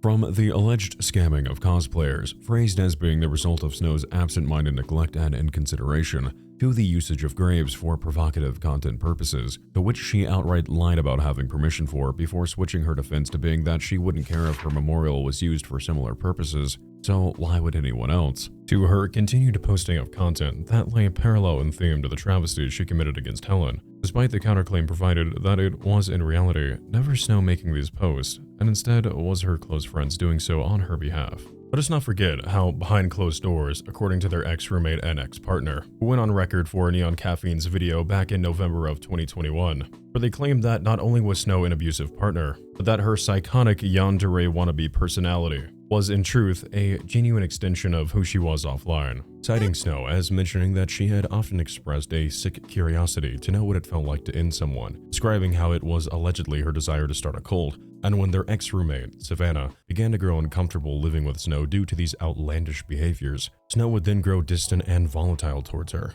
allegedly ensuing in the constant harassment of Savannah, leading her to the point of breaking down, and, if we recall, Snow's alleged lack of human empathy was presented on full display, if not but momentarily, when on the night that Savannah learned about the passing of one of her nearest friends, Snow allegedly prevented the other resident of the household from comforting her, telling Savannah instead to remain quiet, only for her to then spread the narrative within their friend group that Savannah did not truly care about the passing of their friend. But even with all these alleged actions of Snow, slowly over time causing her mask to slip before the public eye, none of it would obviously compare to the tragic events that took place on January 17th, 2021, and the perceived gross insensitivity and lack of public remorse displayed by Snow in the following months. A life was taken, a community was left heartbroken, and the world was robbed of the warmth and deeply loved individual that was Helen Rose Hastings, who had her eyes on grand ambitions and lifelong pursuits. I sound fakely sympathetic here, but Helen is supposed to be here. No parent should ever have to bury their daughter. It is, I have to imagine, one of the greatest nightmares that any mother or father could ever have to face. Yet, that night, Snow's actions turned that nightmare into a devastating reality. Helen's college class would have a noticeable empty seat that following semester, and when her friends gathered to enjoy the afternoon together, there would forever be a silent void in substitution of where Helen's presence should be. In my life, God forbid, I have been fortunate enough to never lose someone like that. I don't really have like a mother figure in my life. The closest I've had is I've had an employee who was like a mother to me in the workplace when I was 19, just passed away randomly one day, and that genuinely sucked. But I have never lost someone that close to me. So while I can ponder the idea, I can never accurately imagine or put into words what kind of hell experiencing such a loss must feel like, and the kind of effect that leaves on you for the rest of your life. I can't really see how such a thing doesn't just change who you are. And when we fully conceptualize the relentless deep-seated hurt experienced by countless individuals throughout her time online, it all traces back to the head in the clouds, Mary Ann Oliver Snow. While others are left with broken hearts and years of healing needed to move on, not just for themselves, but as a means to honor Helen by living their life with purpose and appreciation for each passing day. Snow, on the surface, seemingly remains giddy while posting to TikTok to this very day, disregarding and removing the never-ending stream of comments displaying her victim's face, alongside haunting reminders that would cause any sensible person with a capacity for empathy to shut down, if not outright spiral. Yet, day after day, reminder after reminder, here she is, enjoying her life, as if nothing ever happened. So, when we challenge ourselves with the difficult question, did someone with such a volatile history truly change behind closed doors as they grow from a young, reckless adult into someone who is now nearing their late 20s? It is simply impossible to ever know for certain. I think naturally, we as human beings, as much as we consume negativity in our day-to-day lives, and we oftentimes are, for lack of better terms, encapsulated by the stories we indulge regarding the worst that humanity has to offer, I think there is also another side of us that truthfully yearns for the idea that people aren't always so black and white in regards to a spectrum of good versus evil. And I think we also naturally tend to idolize the concept of most people having the potential for redeeming qualities, which reminds us that even the worst of us can change into better people if we recognize the hurt that we have caused not only to ourselves, but to others, and truly do not wish to carry forward down the path we have set ourselves on through our own actions. I think there is genuine nobility in the attempt of destroying one's ego through the act of genuine accountability, with the wholehearted attempt to become someone worth redemption, whether that be known to others or not. But unfortunately, as we see every day, both online, in the news, and the lives of our own, this desire for a sane society is oftentimes nothing more than a picturesque daydream, muddled into a harsh reality through the actions of the countless nefarious individuals that remind us that while others are truly lost with the ability to be redeemed, many are also just simply described as monsters that walk amongst us, who thrive off the pain and despair of others. If you'd allow me the time, I'm going to kind of go off the cuff here for a moment. Not too terribly much editing here, I apologize, just because this is a last-minute edition. I hope camera me at 4 AM suffices for the time being. But I just can't round this video off without saying this. As stated many times throughout our analysis, it is never nor will it ever be my job to tell you how to think or feel. It is merely my intention as well as my obligation as a creator to provide you with enough information that either challenges your way of thinking by shedding light on new perspectives, or leaves you with your morals and beliefs reinforced. So whether you believe that Snow is a sociopathic-like monster that still gleefully resides on the internet as a reminder of the sickening injustices that this world often provides to those most undeserving,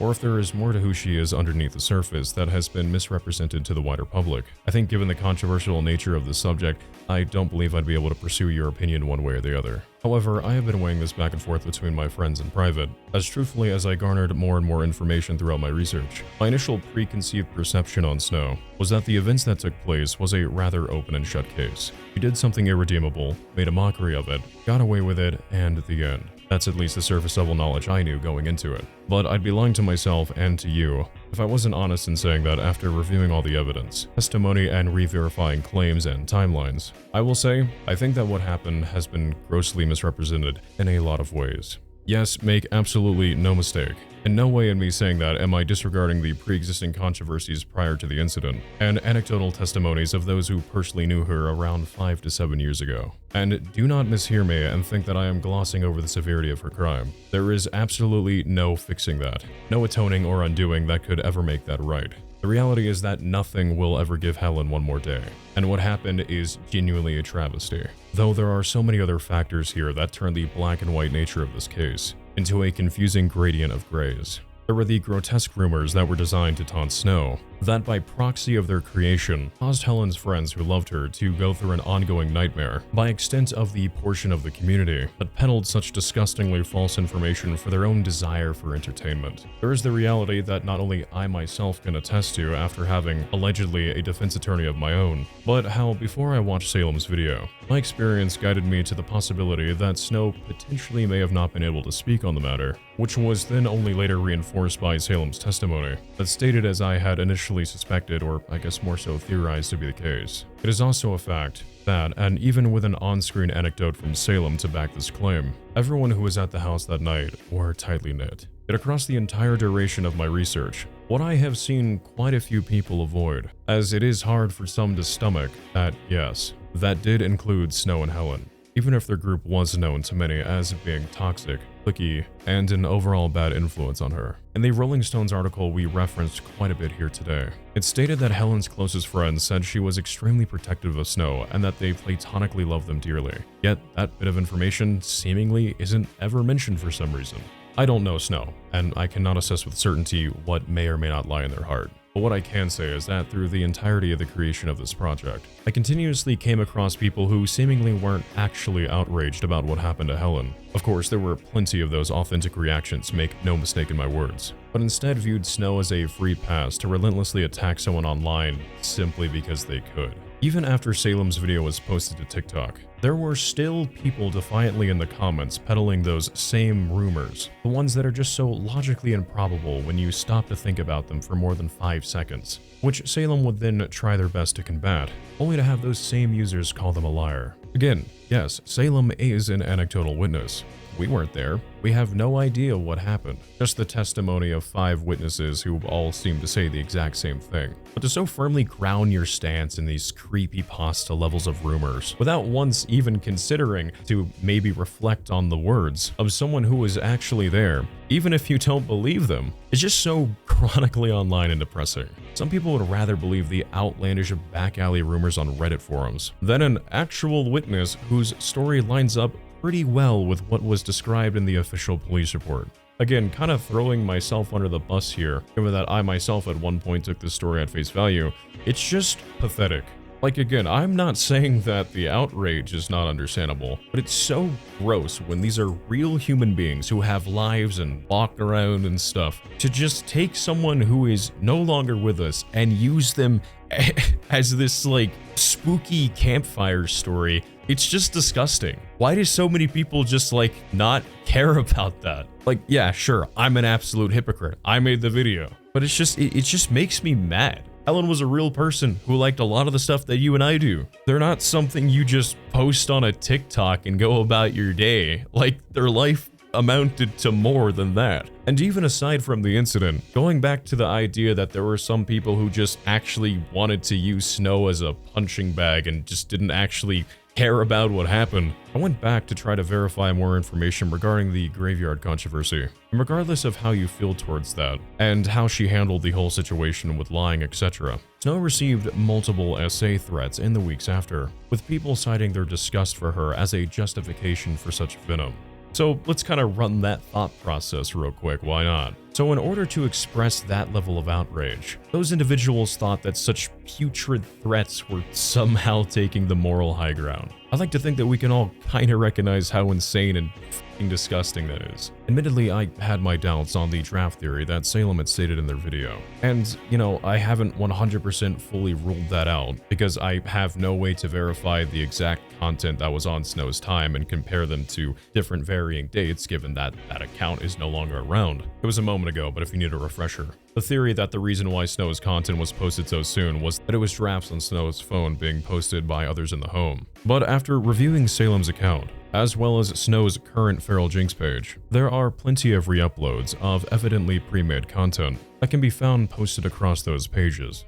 And again, while as insensitive as the theming of her content was, especially given the circumstances, for people to neglect that prior to what took place, that this was the branding of her account for years, I feel that is irresponsible. And while yes, I initially garnered that idea from the primary narrative that was online, I take accountability for my hypocrisy, as I myself did not think to consider this when I began my analysis. And if what her lawyer says is true, that she did just shut down after the fact, and that according to Salem the police still wanted them to continue posting, I'd imagine that the only thing you'd have left are drafts, because I can't really imagine someone in that position wanting to exactly get up and make content. And even with the violations of her bond, which should have landed her with severe penalties and/or repercussions, hardly anyone ever mentions that Helen's own mother, despite her doubts and understandable view that the entire group was a bad influence on their daughter, publicly expressed that both Helen and Snow's lives were ruined, as well as stating that she did not want Snow to go to prison, nor did she harbor any ill will towards her, and she of all people was most affected next to Helen's closest friends. And so, even with a communal desire for Snow to receive punishment for her crime, I feel the wishes of the actual victim's mother that were stated in the prior mentioned article, who also knew Snow by proxy of their daughter's relationship to some extent, should be the one to take precedence versus those of us who were not directly involved in the private lives of everyone involved. We can still, of course, hold the belief that the legal system failed, but we also just can't write off Helen's mother. So with everything I just stated taken into account, even if there is the possibility that who Snow is closer to the already widely accepted narrative, I know that this will sound like nails on chalkboard to some of you. There's also the potential that Snow may actually feel terrible about what happened, which again Salem even directly stated to be the reality, and was what stood out to me on the subtlety of her messages on Patreon, and with what she sent to the creator Grog in DMs about wanting to get clean, healthy, and not bother anyone anymore.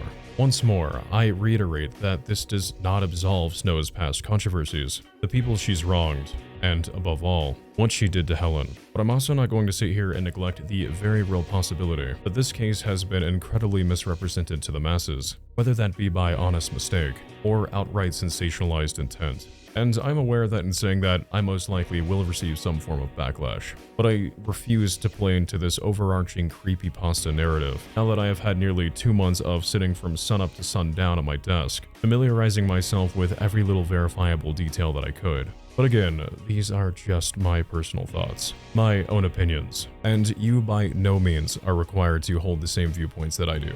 It is what makes discussion so incredibly important, so I am really interested to hear in a respectful manner your own dialogue down below. For now though, in the meantime, as it is not a matter of if, but when, the next malicious creature surfaces from the digital depths into the public eye for all to witness, all we can do for the time being is to treat the volatile stories of the many nefarious anomalies that disguise themselves as the friendly and relatable faces we often find comfort in, as a means to proceed with great caution the many social media platforms that occupy our time, when we are harmlessly browsing the internet as a light-hearted means of escape from the monotonous cycle of our day-to-day lives.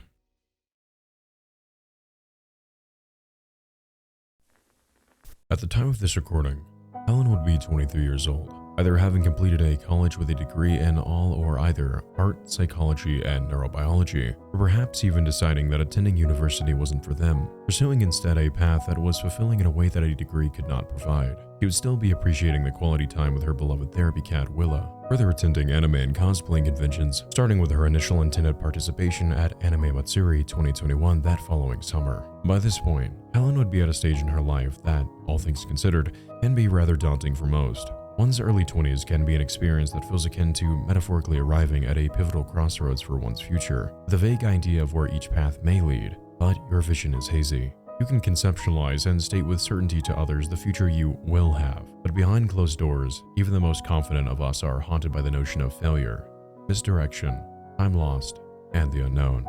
Helen will obviously never graduate college. They will never get to dress up for Halloween with their close group of friends, relax watching their favorite shows after a long day, or browse a menu at their favorite restaurant. They will never get to experience watching summer change to fall, stay inside bundled up in winter with a heater on, nor take momentary pause during a rain shower in spring, finding themselves unexpectedly setting such time aside for both reflection and appreciation. They will never get the chance to be by their companion's side Willow when their time comes. Helen should be there to say goodbye. But more importantly, thank you for the time she was honored to have been a loving pet owner. Helen isn't a catchy face for a thumbnail, nor a hot topic of discussion, whose life amounted to nothing more than background noise when we are at work, or when we put something on for dinner. She was a human being and had a tangible effect on the world. Despite how easy it can be to grow detached when browsing the internet, Helen did exist and was a very real person. No different than how the people who mean the most in your life do. She was by no means any different than, say, you or I. Their mother's wish for Helen was to not be remembered by the way that their life had tragically come to a close, but instead for the way that that life was lived, to its absolute fullest. We ourselves have the ability to honor Helen in our day-to-day through small, on-the-surface ways that, in actuality, are more impactful than we may often realize. Engage in your friendships, even if you are the type of person who doesn't like to make things awkward or needlessly emotional, just by checking in every so often and letting the people in your life know in subtle ways that you appreciate what they mean to you. If you have pets, take a few minutes out of your day every once in a while to just sit with them and enjoy the time. Honor yourself by easing up a little.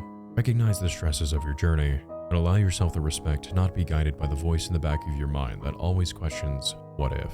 Go out and live your life in whatever way brings you happiness, even if you still are discovering what your version of happiness looks like. And, most importantly, do not consciously waste your time self-doubting, because what you have is limited, and we should never solely live our lives through the highlight reels of our favorite rose-tinted memories, when each day provides us with the opportunity to make new ones. This is how we can honor a life that is no more, and how Helen can exist through small efforts that make everyday life for not only ourselves, but for others, just a little bit brighter.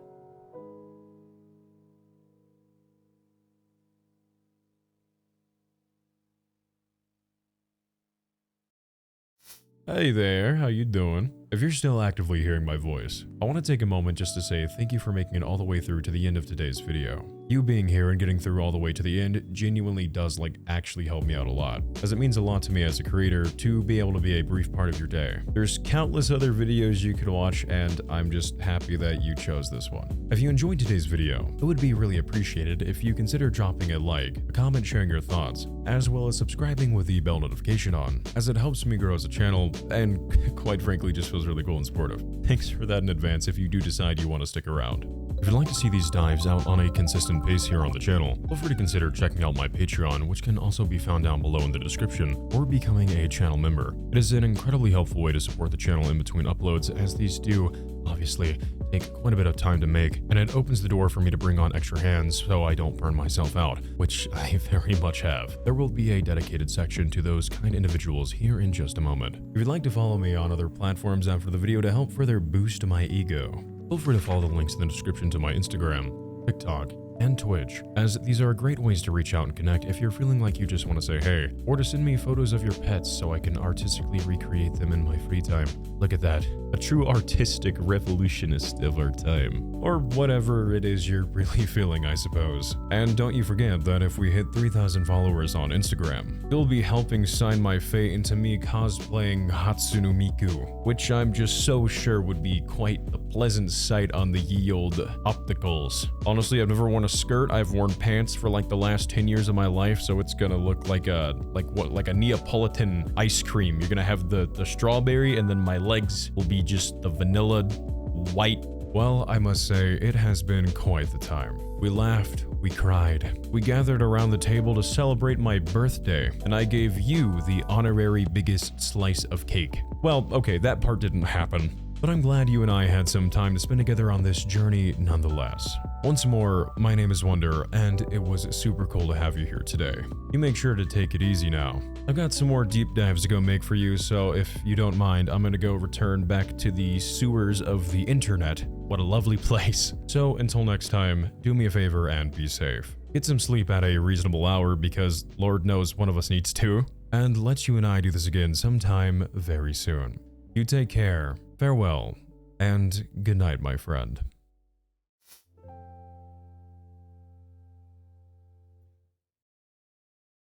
If you're still around, I'd like to take a moment to express my immense gratitude to my kind-hearted supporters over on Patreon. I truly am forever grateful for your generosity. I know times are rather tough right now for a lot of people, so for you to support me in such a way with everything going on in the lives of your own, I really can't find proper words other than thank you for helping me make this channel what it is and giving me the chance to do what I love, not only for myself, but for the rest of our little community family. I'd also like to give another warm thank you to our high-tier community members such as Harry, A Moon Rabbit, Hello Kitty Trollface, Friendly Local Cryptid, Amy.exe, Guillotine Goblin Peasant, DT Cries, Tracy B, Captain Sassy Pants, Wallum, Kim Panda, The Nixter 15, Madeline P, Philosopher 77, and Sansu, Livin Kawasaki, Reina, Zednu, Ellis Hurd, Looney, Goth Barbie 3000, as well as an extra special thank you to our highest tiered community members that are as the following: Chatten Schreiber, Hatter, Jay, and last but not least, Alice Beth. Sincerely, you all have my expressive gratitude. Thank you for everything. Be well, stay safe, and good night.